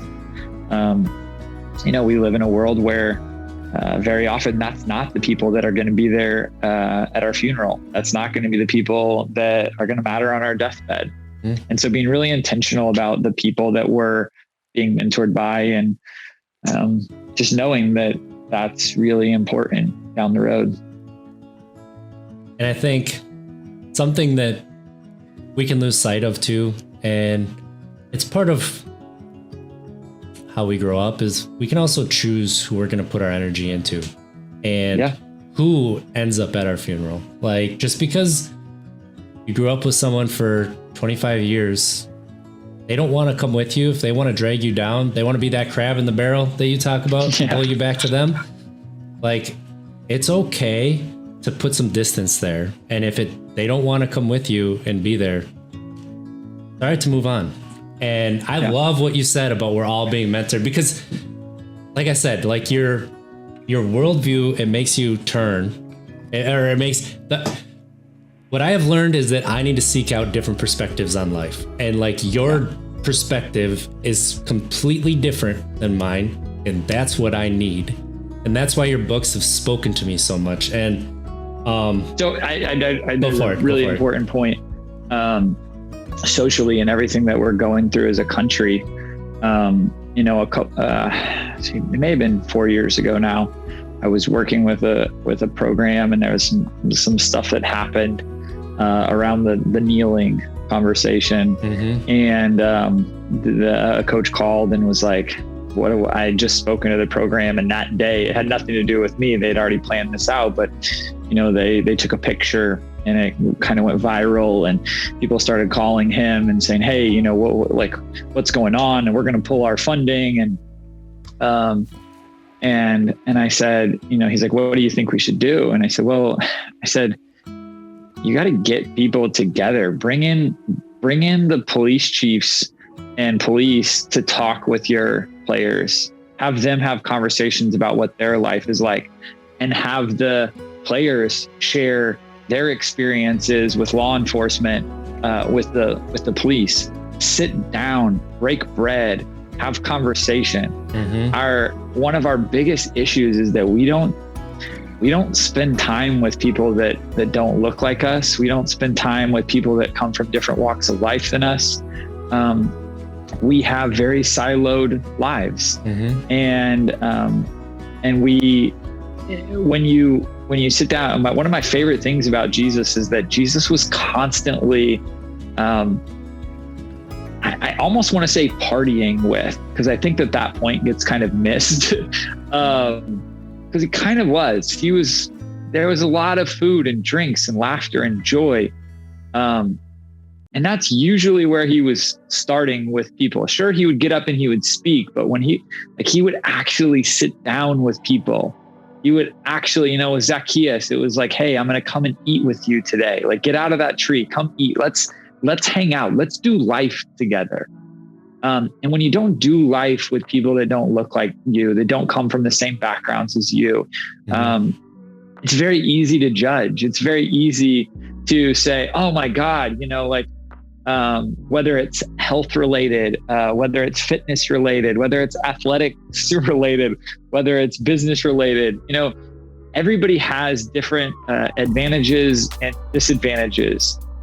They've been exposed to different things, but until we actually have the empathy to sit down and try and listen and learn about somebody else's story and where somebody else is coming from, we're just going to keep tearing each other apart at the core fabric of our society, because we just won't sit down with other people.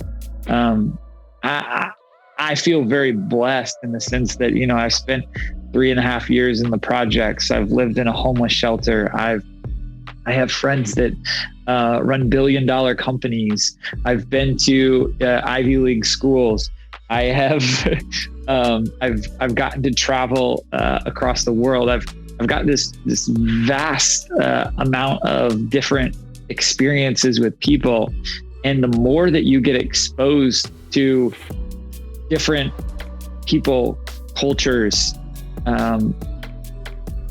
if you're open to it, you start to just develop more empathy.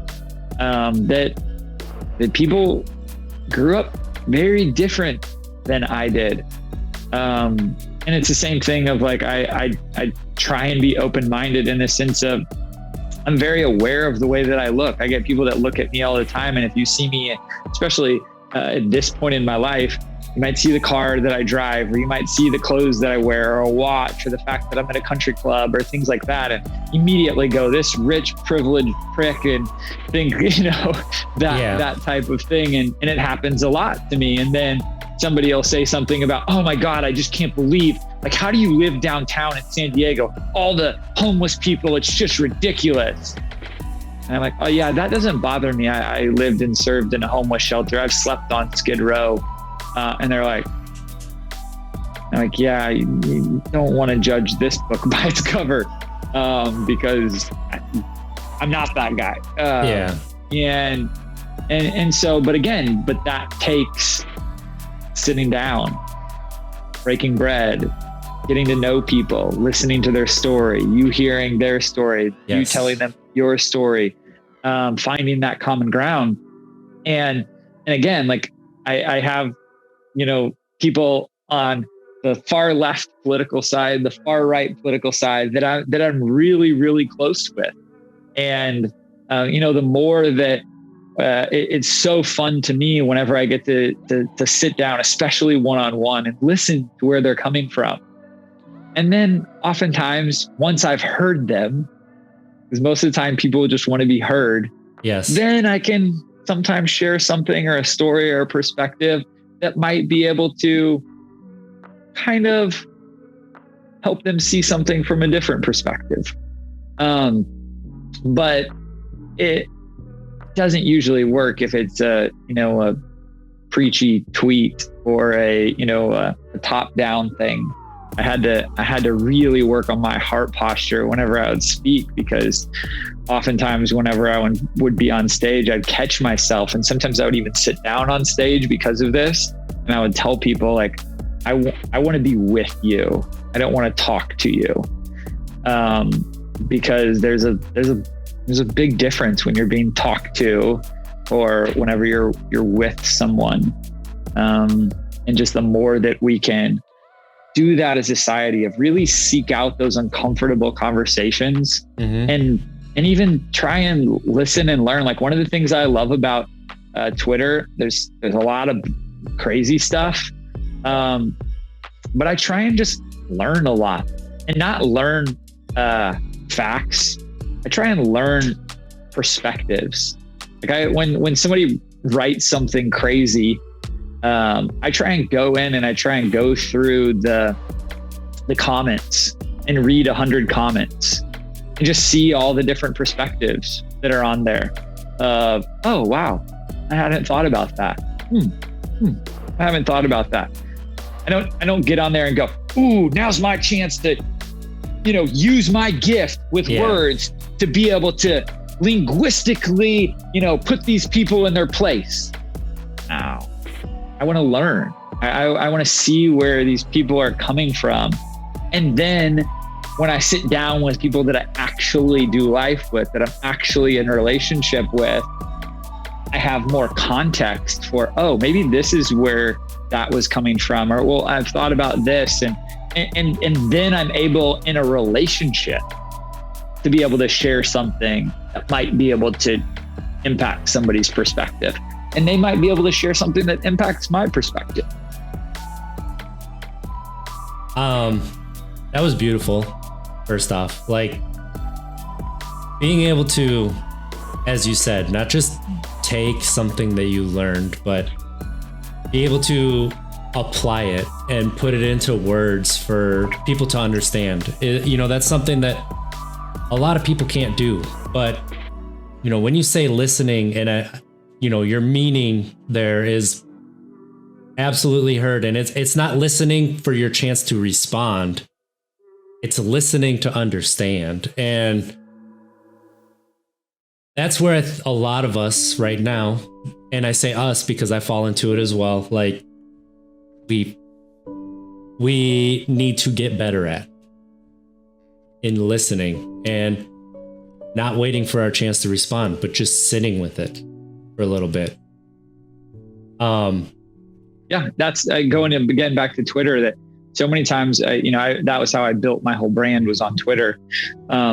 And back in the day, people were like, I'm not going to join Twitter. Like, what am I going to do? Tell people about, that I went to the grocery store today? Like, people need to know about my life. And I'm like, yeah, but you don't understand the opportunity to learn.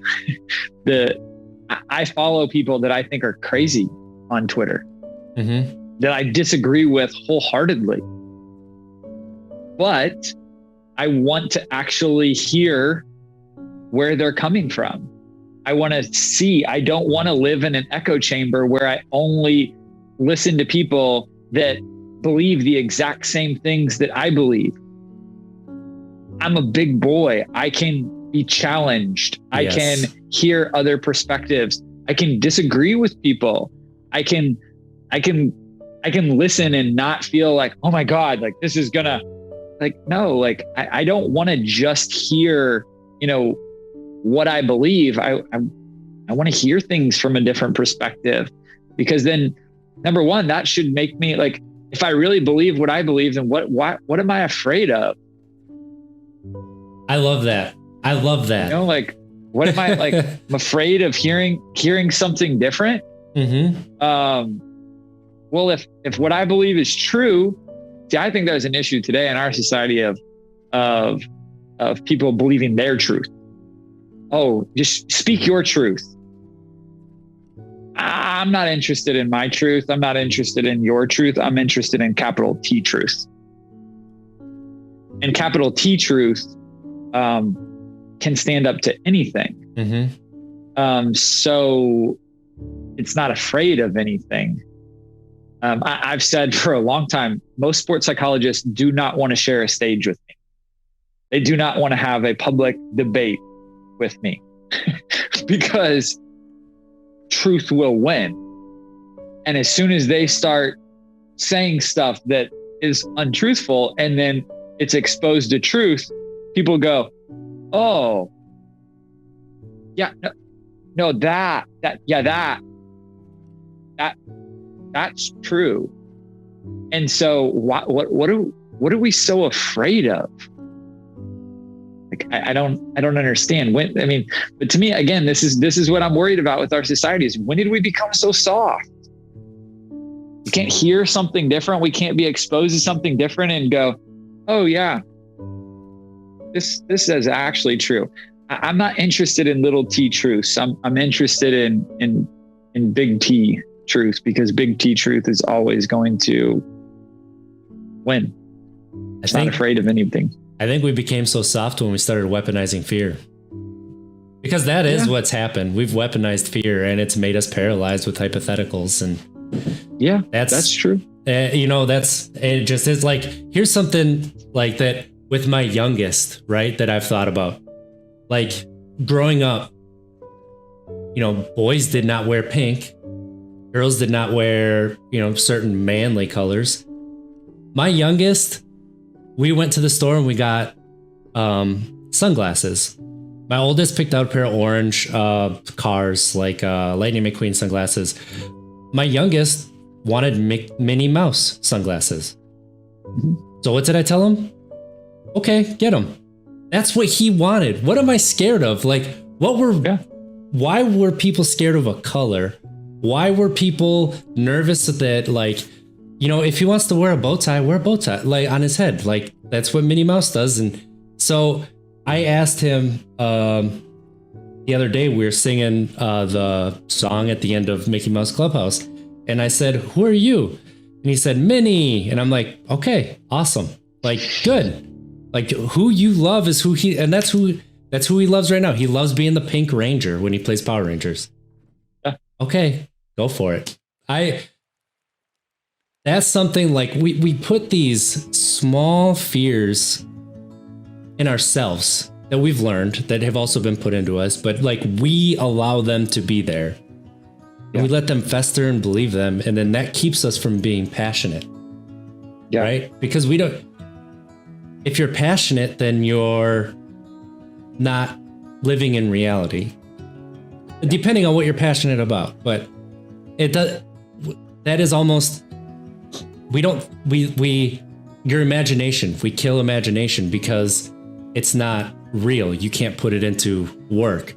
But if you don't have imagination, you can't create something new. If you don't have imagination, there's no, like, we're never going to change, advance as a civilization. Like, you have to have a certain level of imagination for creative thinking and problem solving. And what you talked about there, like, it lit a fire in me. And yeah, well, it's funny. So number one, pink is like my favorite color to have on.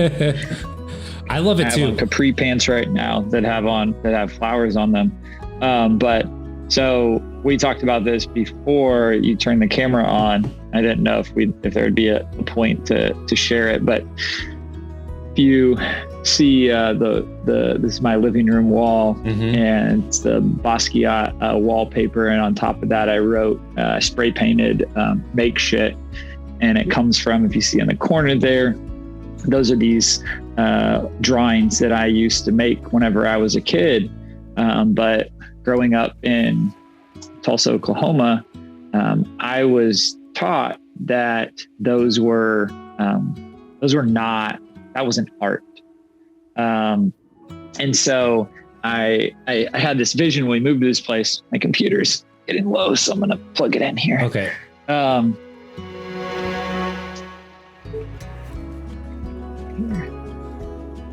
right. I like those pants. Those are sweet. But yeah, it's funny, at the country club, I get made fun of all the time for them.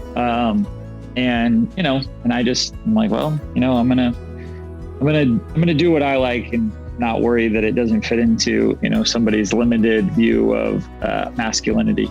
But yeah, so it says make shit. And so actually the first one that I did, I want to find the final one. As we become adults.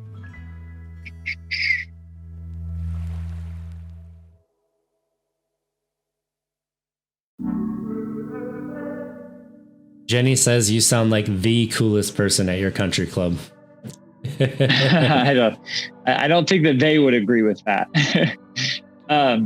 So this is what I wrote, and it's cool. My next door neighbor is she's almost finished it. So she's put this she's painted it on the wall. I was just going to put it on the wall, but she's actually painting it on there. It's pretty cool. As we become adults, we sink deeper and deeper into a prism of perfectionism. We believe the lie that we aren't artists, that only the chosen few can create, that something has to be perfect, that we have to color inside the lines, that we have to accept what is offered, and that we can't make anything better. I love the phrase make shit because it gives me permission to make things that suck. Because if I make enough shitty things, eventually I'll get better and make something awesome. It's wild to me that even though I sell almost $1 million of art every year, I still have trouble believing I'm a real artist.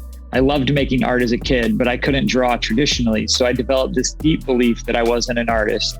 Every kid believes they are an artist, and they are, because they make shit all the time, often at the disgust and frustration of the adults. The way to ensure that you never make anything awesome is to never make anything at all. My most famous piece of art is far from my best work, but my job isn't to be judge and jury on my own stuff. My job is to do the work. My job is to make shit and hit publish. It's your job as well, but no one hires you for this job. You have to choose to get in the arena. There's a seat in the locker room, a jersey with your name on it, but you have to be courageous enough to choose yourself, get in the arena, and do the work. In a world full of critics, be a creator. We get one life, one at bat, make it count. That's so applicable in so many areas of people's lives. And we've been talking about just doing things like, hobbies. Don't be afraid to make changes. Like, think of anything you did for the first time. You were uncomfortable. It didn't go well, and maybe it did. Maybe you were a savant, but more than likely, it just didn't work the way you wanted. Like, I'm, watching my kids walk, watching my kids pedal a bike, pedal a tricycle. Yeah. It's uncomfortable for me to watch them. They don't know it's uncomfortable though, because they don't know any better. It's only what I would put onto them. But like my oldest, who's 4 now, like, he couldn't pedal a bike till he was 3.5. My youngest, who's 2.5, is pedaling a bike and like this little car he has. It's a pedal one and it's got a steering wheel, and he's doing it all over the house. Like, he can go navigate himself in between doors and stuff. And it's from watching his brother. And like, he did struggle, but like, that's a very simple way of breaking down what you said. And it's what I loved about when I moved to Los Angeles, that I'll tell you this quick story of, I was in Costa Rica with a girlfriend at the time, and it was this very small little boutique resort, and there was another family that was there, and it was like probably 15 of them, and aunts, uncles, but there was only one young kid. He was probably 11 years old, and he was kind of a savant, and you could tell everybody was kind of obsessed with him. He could fix anything. And 3 of the family members were professors at pretty big universities. And I was listening, and I started asking questions, and I kind of told them a little bit about what I did. And I said, guys, I know this probably sounds crazy, but I was like, I think you need to get this kid to Los Angeles. And, they're from New York. And they were like, well, why do you say that? Starting the coast pedal again. Exactly. And I said, because, and yes, this is generalizing. Yes, this is a little bit stereotypical, but I said, here's what most likely will happen with a kid like yours. People only know what they know. And when teachers see someone like him, all they know is that he needs to become a doctor, and he's going to go to medical school, because that's what we do with really smart people. Mm-hmm. Maybe he becomes a lawyer, but really what he's going to do is he's probably going to be pushed down a path to medical school. Now, I have no problem with medical school. Maybe that's what's best for him. I said, but If he moves to Los Angeles, he's going to be exposed to creative people and stuff that so outside of the traditional norm, but people are going to more know what to do with him. He's going to see different things, just like your younger son has seen his older son do something, and so much easier for him. Mm-hmm. If all you've ever known is smart people become doctors, smart people become lawyers, smart people become bankers. You know how sad it is to me that so many of the brilliant kids that I went to school with go into banking, and their mind is used to exploit the financial system. Instead of if they had grown up and were exposed to something else, they might have literally transformed the world. Mm-hmm. They're brilliant. They come up with these financial schemes that they're just so incredibly brilliant. It was one of the things when the Wolf of Wall Street was sentenced, that what the judge said to him is, if you had only used your mind in ways that benefit our society, do you know what you could have done, Jordan? Do you know how you could have impacted our world? But if that's all you've ever known, if that's the environment that you grow up in, that when you're really smart, that you're taught to go into finance and exploit all the financial things and make as much money as possible. And I'm not saying that LA is some special place that, people don't have, character flaws and ethical and moral challenges, but there's just a level of creativity. There's a level of seeing things from a different perspective. I mean, mm-hmm. It blew my mind when I got to Los Angeles and I saw that a 19-year-old girl was creating these wristbands that had big letter words on them that were being sold all over. She was selling millions and millions of dollars of these wristbands. And as stupid and silly as of a thing that was, it was the first time I saw that and was like, you can do that? Like you can just do that? I didn't grow up in a world where you could just do that. Mm-hmm. I didn't know that. Mm-hmm. I wasn't exposed to something like that. When I got to LA, all of a sudden I was exposed to all these people that were just making shit. And so when you get exposed to stuff, it just expands your mind of like, oh my gosh, like there's all these other things, all these other possibilities out there that I can do. And that was my thing with this kid of like, I'm not a pure anti-education person. I have my qualms with the education system, and I've done a lot, and I have a lot of conversations inside of it of how to fix it and make it better.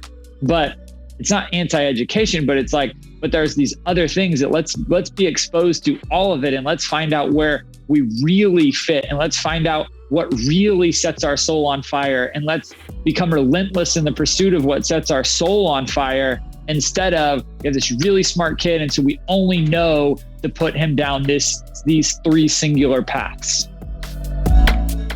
because they've just never seen it. That is a really great perspective, and that's what I agree 100% with you. So, Wisconsin was where I grew up, and I grew up in a small town, and one thing they do there is they put you in a box. And that's exactly what you're talking about. We take people and put them in boxes. And what I want for my kids, and what I want to do for myself now as well, is I want to take that box and I want to put my own stuff in there. No more of this, you're taking the box and pushing me down inside. I'm going to show you who I am, instead of you telling me who I am. And reading your books just reaffirmed that for me, and talking to you now reaffirms that. Like, your passion is contagious. I don't want you to put stuff in your box. I want you to crawl out of the box and live in the world that actually exists.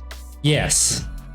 Because there's an entire huge world, and I'm guilty of it as well. And being autistic, I like I'm kind of like my puppy. It's so strange to me. He has this little travel kennel, and that's his little safe space. And so half the time I'll think that he's getting in trouble or doing something that he shouldn't be doing.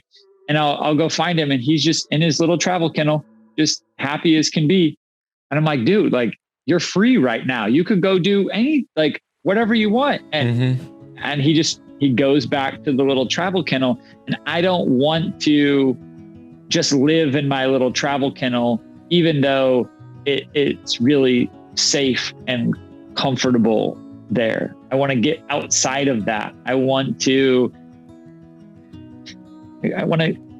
get outside of the box completely, and people talk about, thinking outside of the box. And I think there's a chapter in Hustle where I talked about, acting and executing outside of the box, but really it's living outside of the box. It's living outside of living in this space and this mindset of who says. Yes, I'm so glad you brought that up, because you see so many people though that are doing that, right? Yes. Like that are living in tiny houses, or that are living in an RV, or that they're, they pack up their family and they travel the world, and all this other stuff of like, it's what I realized with when people said that I was crazy when I skipped scholarships to law school and didn't write my master's thesis. And then when Pepperdine came knocking and said you could teach sports psychology, but you need a master's, you have a master's, right? In anything. And I was like, no. And then people once again were like, see, you messed up your life. You could have. And it's like, well, no, there's always a back door. There's always different ways. And like, it's never been easier to create whatever type of life that you want. Maybe not what you want, but like, there's so many different ways of doing life that we don't just have to live in this box model, this box house model. Like there's, people get mad at me because I live in an apartment and I live in a high rise downtown. And they're like, well, why aren't you buying a house? You need to buy a house.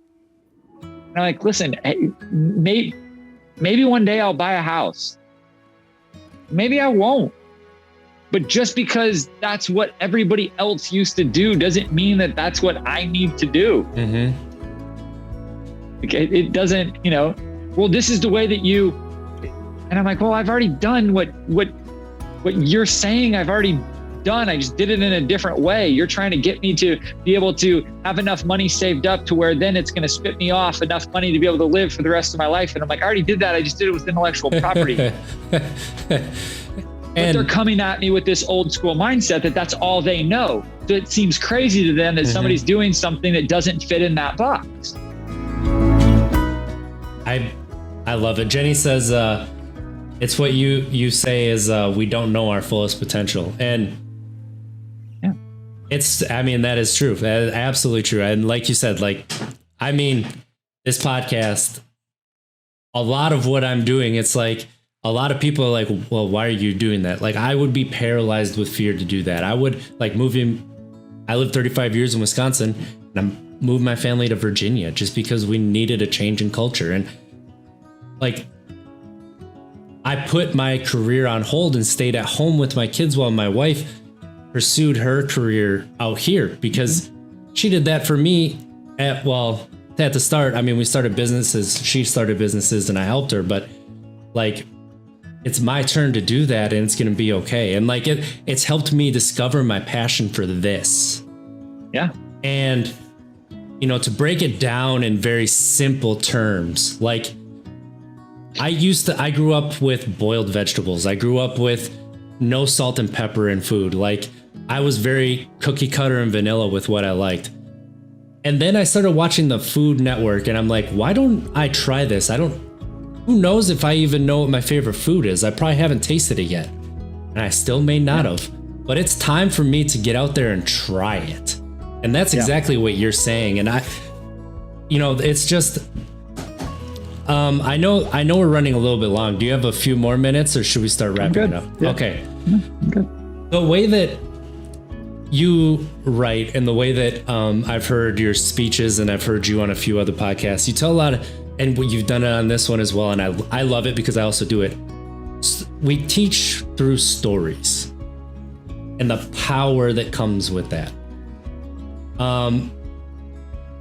Where did you get your inspiration to really use that as the vehicle to get your message through? Because it's powerful and you can do it in a way that kind of turns people off, and you can do it in a way that really inspires and it's inclusive.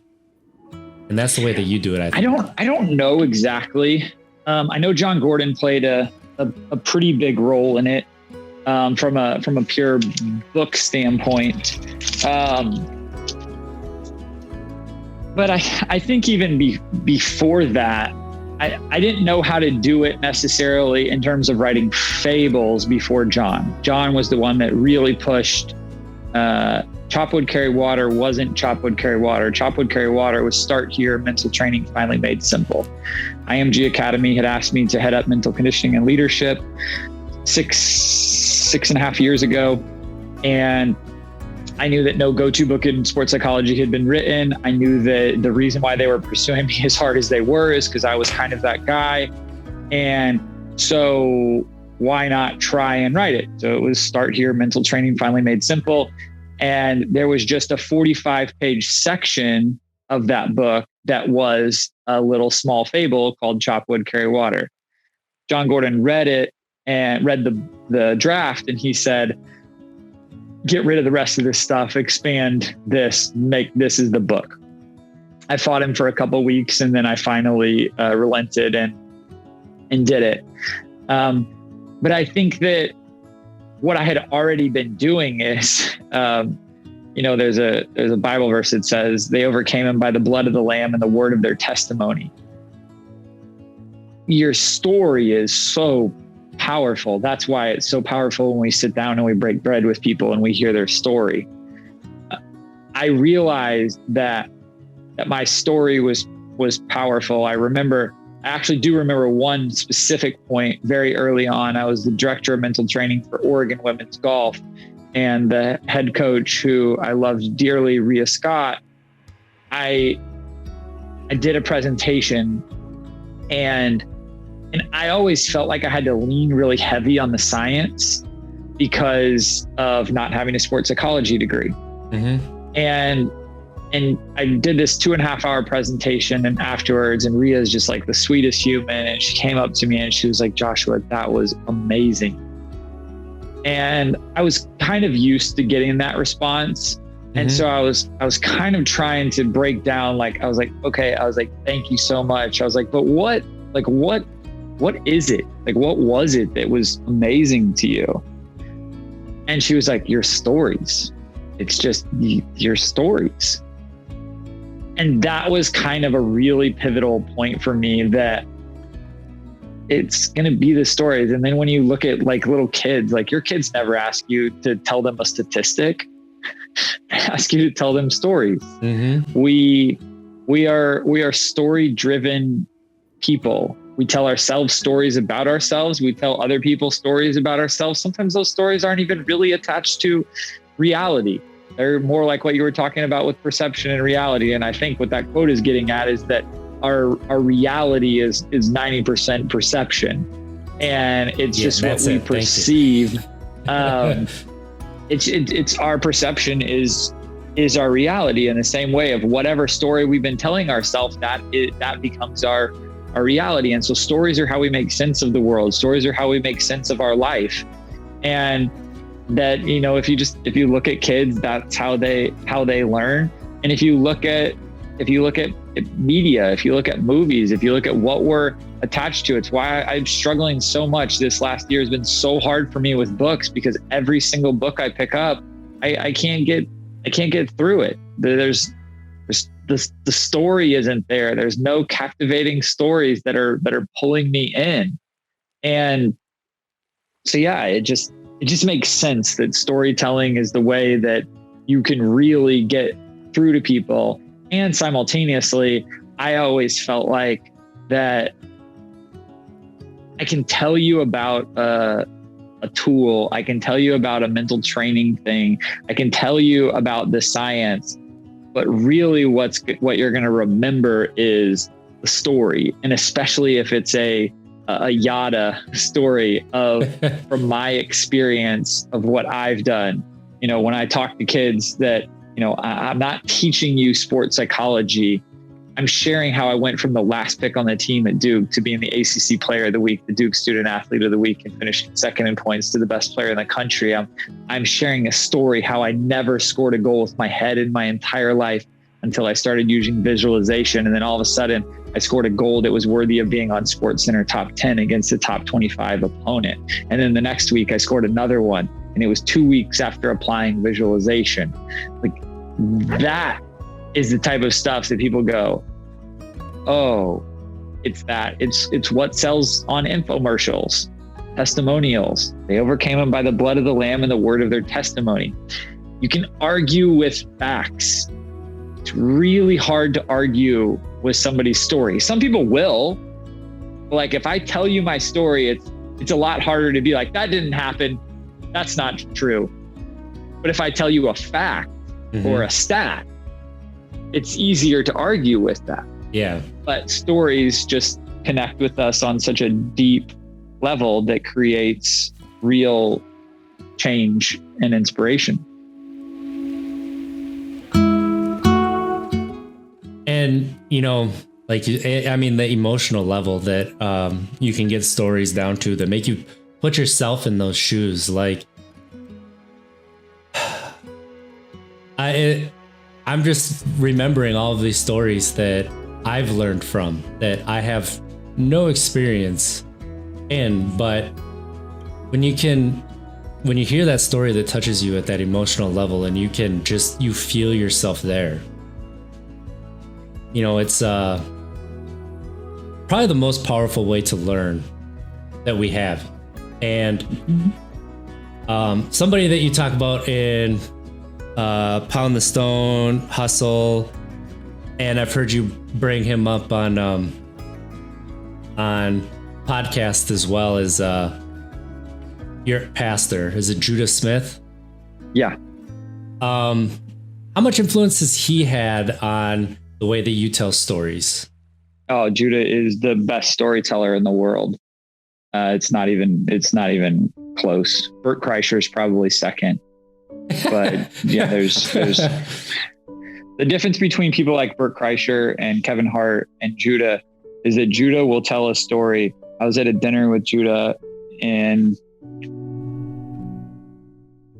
early December, and he stands up and he shares a story for like 20 minutes. And afterwards, I went up to him and I was like, did you like prepare that? Were you like really like, and he was like, no, I'm just like, it's insane, because these other guys, like, they go to comedy clubs and they build sets. They practice and they practice and they practice what works. They practice the timing. They practice everything. Now, Judah's been speaking since he was 12, 13 years old, maybe even younger. And it's something I try and be very clear about to people, because I know that I have a skill set and a gift. I know that I'm anointed, especially when I get on stage. But again, my mom had me in preaching competitions when I was 6 years old. I think I won my first preaching competition at 7 years old. So there's a long track record of work and skill that's been put into that craft.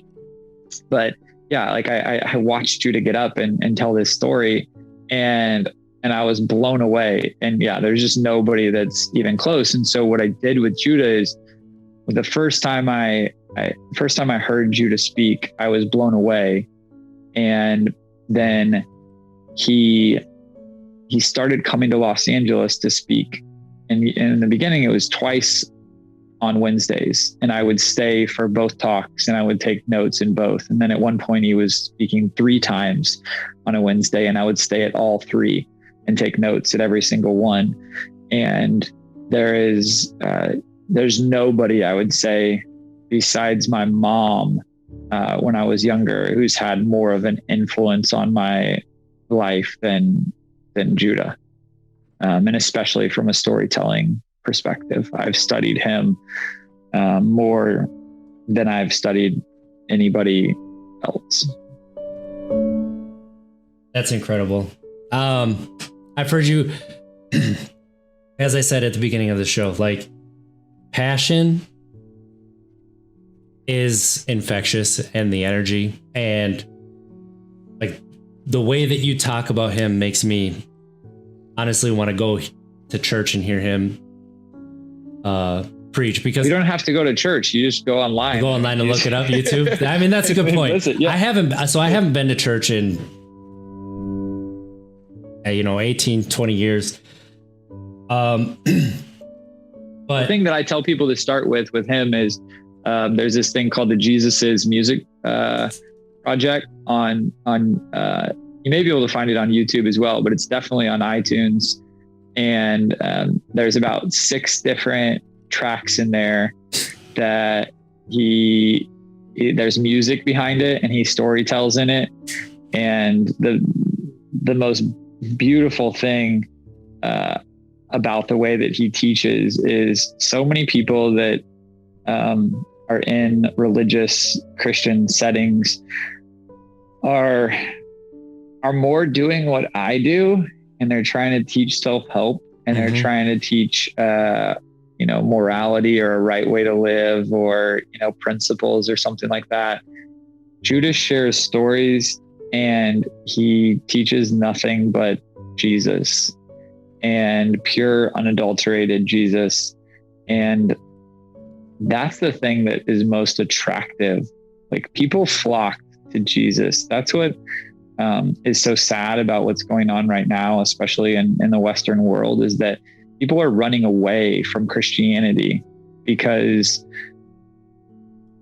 people that are claiming to follow Jesus have made it more about rules and more about don't do this and tribal warfare than they have about actually following Jesus and loving people. And so it's always funny when I would speak in public schools, I'd always inevitably have 1 or 2 people come up to me and be like, I just don't know how you do it. Like, how do you, like, I know that I can hear the Bible verses and what you're saying. I can hear like where this is coming from. Like, how can you just not get it? And I'm like, listen, we live in America. People don't need to hear about Jesus. People need to experience his love. People need to experience Jesus. When you experience Jesus, you don't ever want to leave that. That space is different. Religion equals do. Jesus equals done. A lot of people are getting that twisted and mixed up and thinking that it's religion and it's do. And Jesus already did it. So it's accepting his radical, reckless love and grace that we can't even comprehend. So my job isn't to share Jesus with people.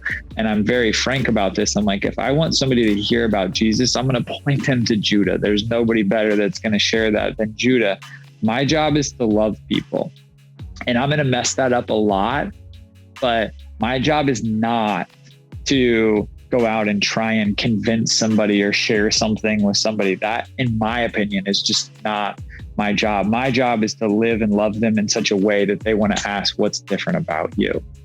And if they can't ask what's different about you, and believe me, there's a lot of people that can't, I'm really good at this. I'm really aware of it. I'm really good at articulating things in these types of settings. Living is really hard. And if I'm not living in such a way that somebody asks what's different, then it's probably best if I just shut my mouth, because it's only going to make things worse. So until somebody wants to ask me, hey, I don't understand. Like when somebody says, it doesn't make sense to me how your value can come from who you are and not from what you do. And I'm like, yeah, I get that. The only way that's true is if somebody was willing to give their life for you, that you're worth that much, that they died on a cross for you and rose again. Like, that's the only way that statement holds weight in my mind. And, but if I haven't gotten them to that point, then I just need to keep my mouth shut, because all I'm going to do is make things worse. The same way that when I was, at UCLA and other places on staff, they'd say, we need you to work with this kid. And I would say, well, unless that kid wants to work with me, I'm not going to work with them, because if they don't want this, it's only going to make things worse. Mm-hmm. I don't want to mess things up for something down the road that could be special in their life. Until they come to me, I'm not going to do it.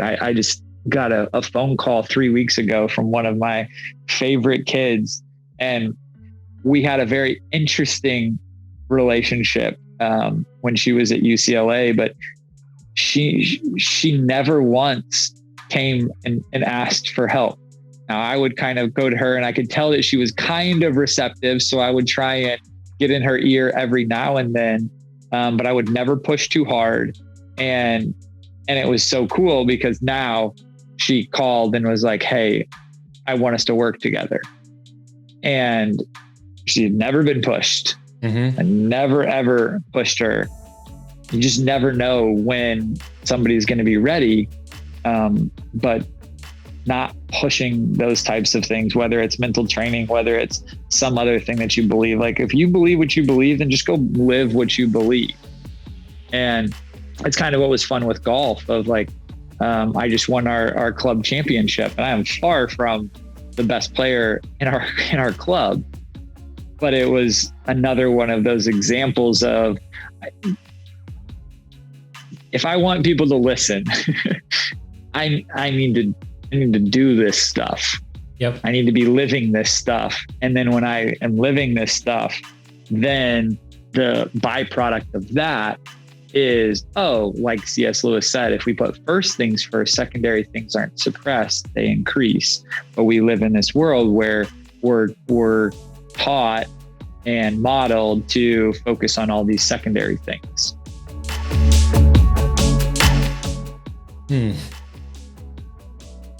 That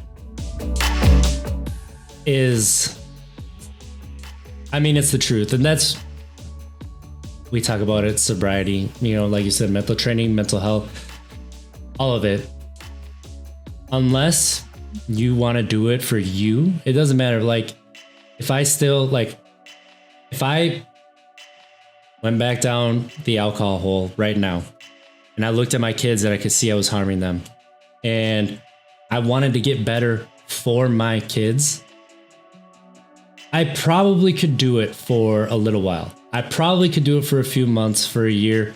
There would be moments where I would be like, oh, they're not around, they won't see me. And I'd fall back into it. And then how deep am I going to fall into it? I don't know. But like when I decided I was going to go sober, it was a me choice. It was, I'm doing this. And it was honestly, it was the first time in my life that I made a decision for me. So like you said, if you're not open to the change, if you're not open to working with somebody, like we can all lead that horse to water, but they're not going to drink it unless they want to. And that's, when you're making positive changes in life, when you're opening your mind to growth, when you are changing your heart posture. And I love how those are the words that you use. It's difficult to see sometimes, like right in that moment, but you can't always see the forest through the trees. And sometimes, we focus too much on those fingers right in front of us instead of looking past and seeing those 10 fingers or 8, depending on how many you're looking at. Right. So like that perspective is just, that's the thing that I love about how you word everything, because it's not just about sports. It's not just about, mental training. It's like, it's life. And that's really what mental training is just how you're going to approach life. And yeah, because you can't segregate it out. There's no, the first thing I do usually when I go work with a sports team is I tell them that their sport is stupid.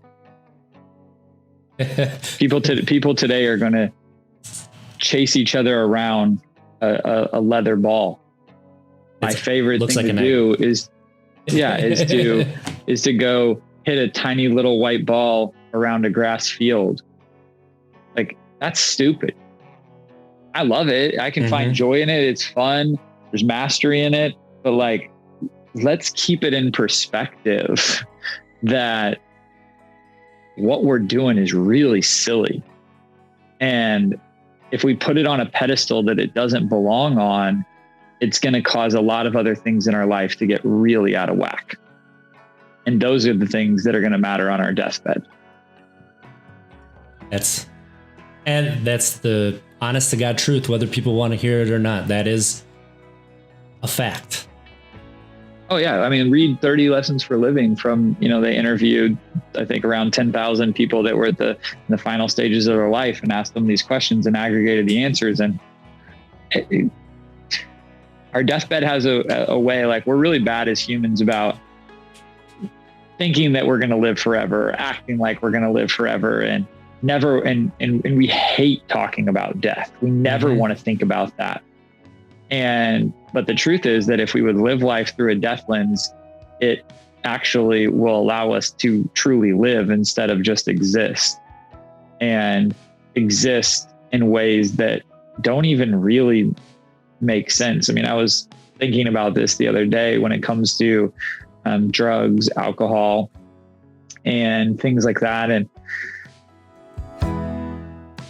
I think that part of the desire is that we know that there's something more out there. We know that there's these feelings out there, that there's these experiences, but we're living in a world that we weren't really meant to live in. And we're existing in a way that we weren't really meant to exist. And we're so caught up in the trappings of this life. But deep down inside, we know that there's so much more. When I go to a place like Iceland, I become like a little kid. I'm running through waterfalls and I'm climbing and I'm doing stuff. I'm exploring, and I think we're missing those things. And so because we know that that's out there and that we're missing that at a core level, I'm not even talking at like a social media level. Right. Like we know that there's something more out there in the world than, oh, I'm going to go to work today and I'm just going to, I'm going to do this, and then I'm going to buy this house, and then I'm going to have these kids, and I just got to keep on keeping on, and we got to buy this new house, and we got to buy this new car. And, then hopefully we'll be able to go on that vacation to Disney World. And well, again, like, who says that you need this debt? Who says that you need to do it this way? Who said,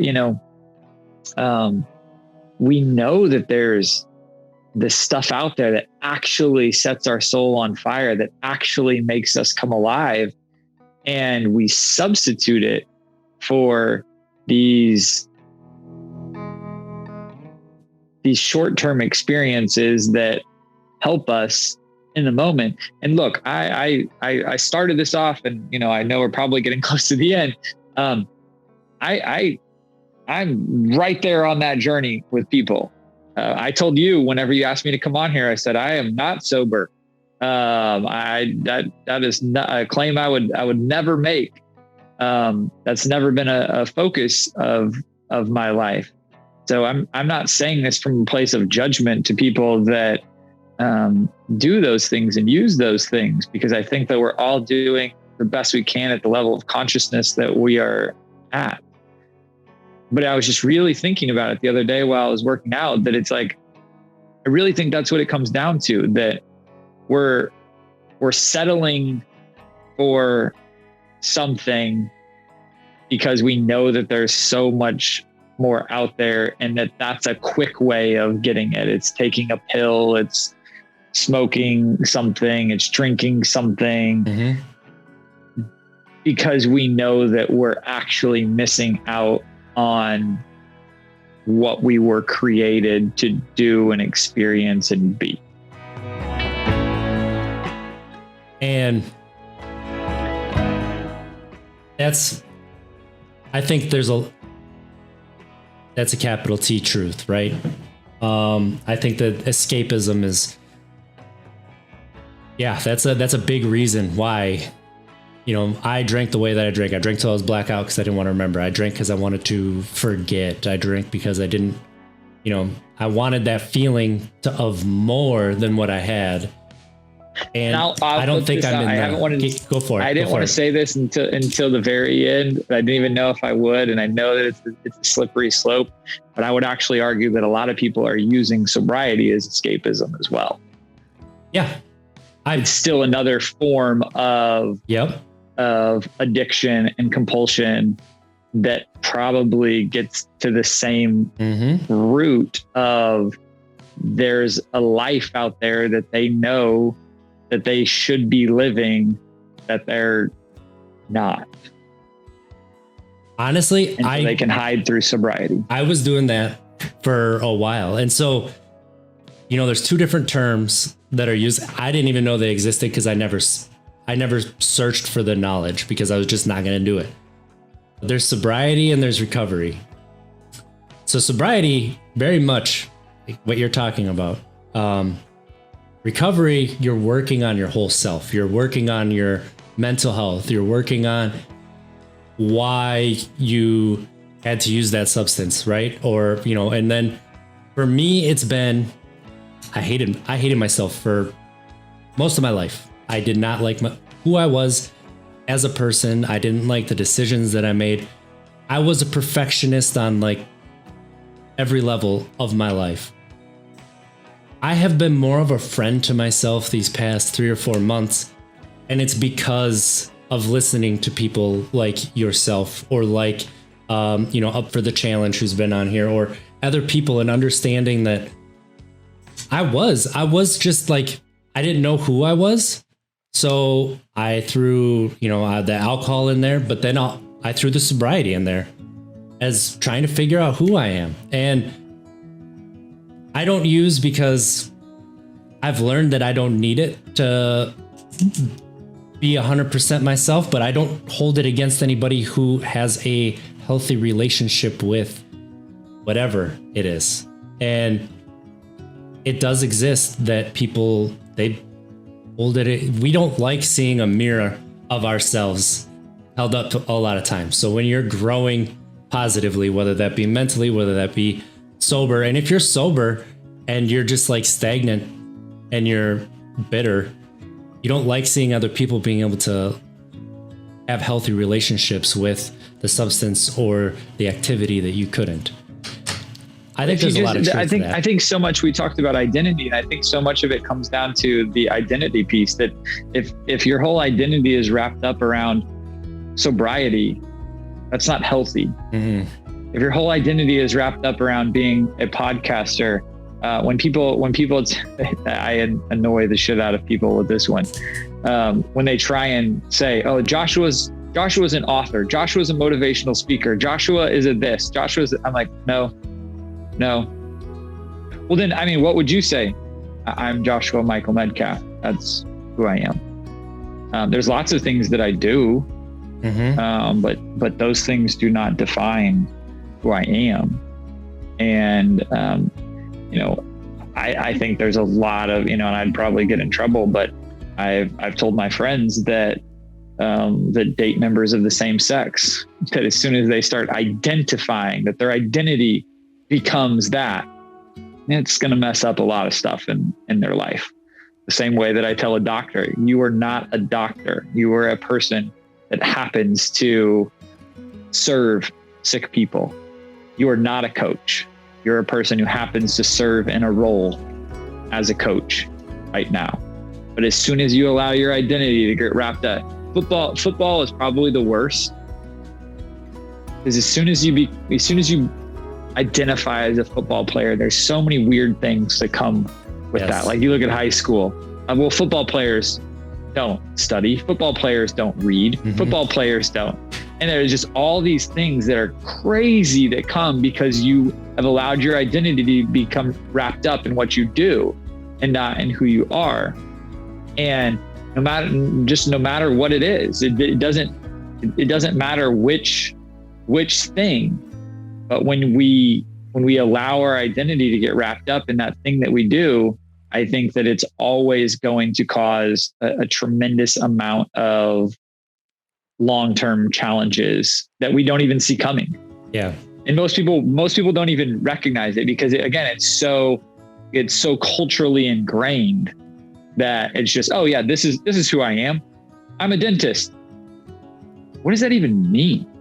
And just what does that even mean? You know, what does it mean that I'm a dentist, or I'm a mom, or I'm a this? Like, no, you're a human being that happens to do this at this phase of your life, that does lots of things. But as soon as our identity becomes wrapped up in this one singular thing, then it's going to color all the other decisions that we make, because, well, I am this.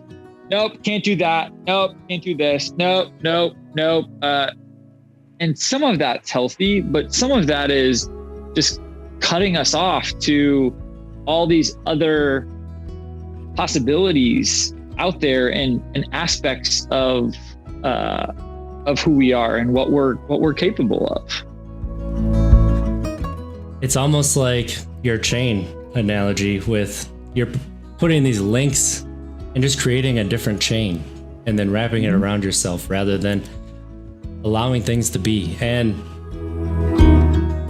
that's, I love your perspective on that. And I agree with, honestly, 100% of it, because I've seen it from both sides, and I have gone through a lot of that. That's how you get gatekeepers. And gatekeepers, they drive me nuts. Like, you have to do it a certain way. You have to do this a certain way. You have to be certain. Why? Like you say, who says? Like, who says? Let people be who they are. And how does it affect you? It doesn't.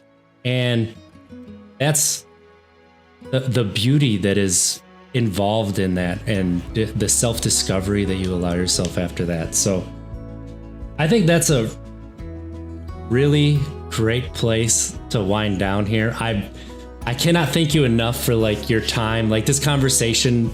I honestly believe that the conversations that we have, it's a starting point, and they're conversations that people need to have. You have to seek out the different viewpoints, because nobody's going to bring them to you. And honestly, you have to listen to what they are saying and the words behind it sometimes. And we're not all gifted speakers with words. And that's also something that's important to remember. But Joshua, if people wanted to be able to interact with you, be able to watch what you're doing, be able to keep up with what you do, where would be the best place for them to go? I mean, I'm pretty easy to find. Just if you Google Joshua Medcalf. But I mean, on Twitter, it's at Joshua Medcalf. On Instagram, it's at Real Joshua Medcalf. But yeah, I think that there may be a few nuances in this conversation that we've had, but in those 9 books that I've written, it's part of why I felt very comfortable living a pretty retired life, because I tried to put as much of that stuff, whether it even be in podcasts like this or book mediums or whatever the medium is, that very little of this is new.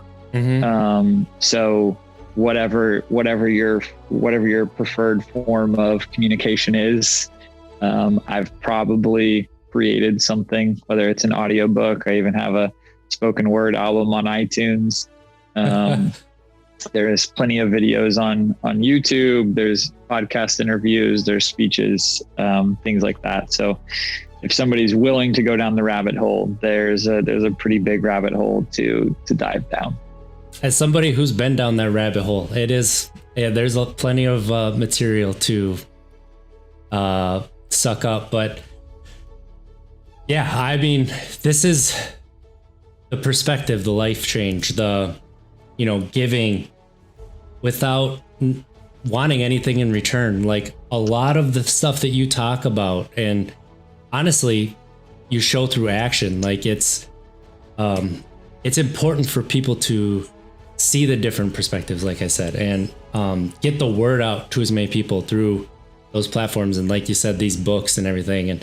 And it's just, I I really appreciate that usually we keep it to an hour, and I told you it would be tough to keep everything that I wanted to talk about in an hour. And honestly, there's still stuff that I forgot, but I really want to respect your time. And and also I have kids, so I also have to respect my time. But I really appreciate how open you are.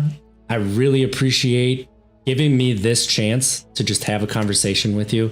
And, I know that there's people that are going to benefit from this. And if you take the lessons of life, you can implement them in any form of what you're doing, whether that be sports, whether that be school, whether that be work, and sobriety and mental health. Like, these lessons can be implemented anywhere. And I think that that's what I want people to take away from our conversations. And then when people read your books, because they will, that's what I hope they take away from it as well, because that's what I took away from it. And,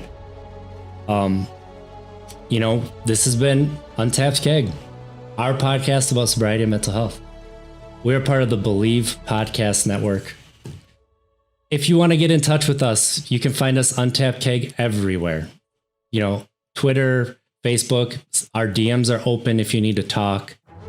Nothing in the DMs comes out in public. It's all a private conversation, and we offer peer support. If you need resources, we can help you find those resources. And no matter what you're going through, we will be there to try to help to the best of our ability. Even if it's, hey, here's a phone number, call this number, or, whatever we can do to help, we want to help you. And if you want to email us, if you want to be on the show, untappedkeg@gmail.com, email anything. I will get back to you. I am honored that you were here for episode 100. As soon as I didn't realize it when I scheduled it, but as soon as I saw it, I was like, this is perfect for where I'm at in my life.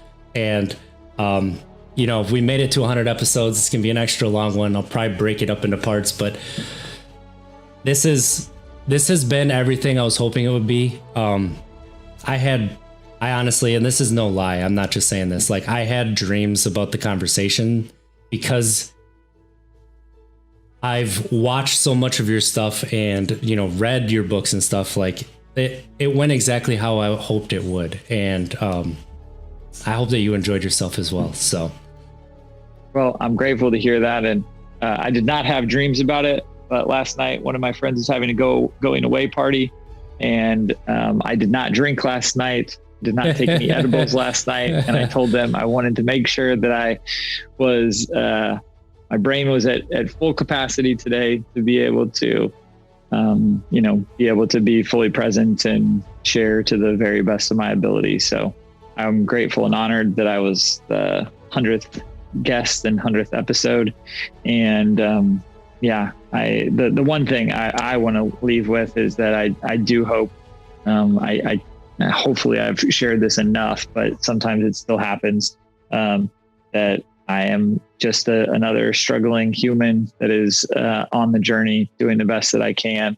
And I don't want to ever be put on a pedestal. It's not healthy or helpful to put people on pedestals. I have just as many flaws and struggles and shortcomings as the next person. And like I said, I have a gift in this area. I'm able to articulate these things.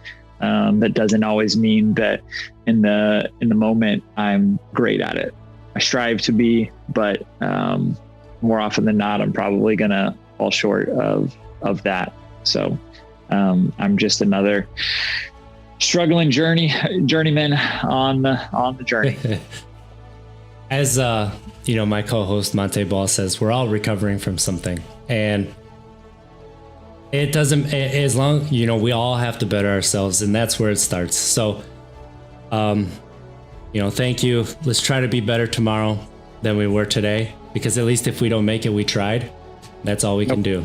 Let's have a good week, everybody. Thank you for being here.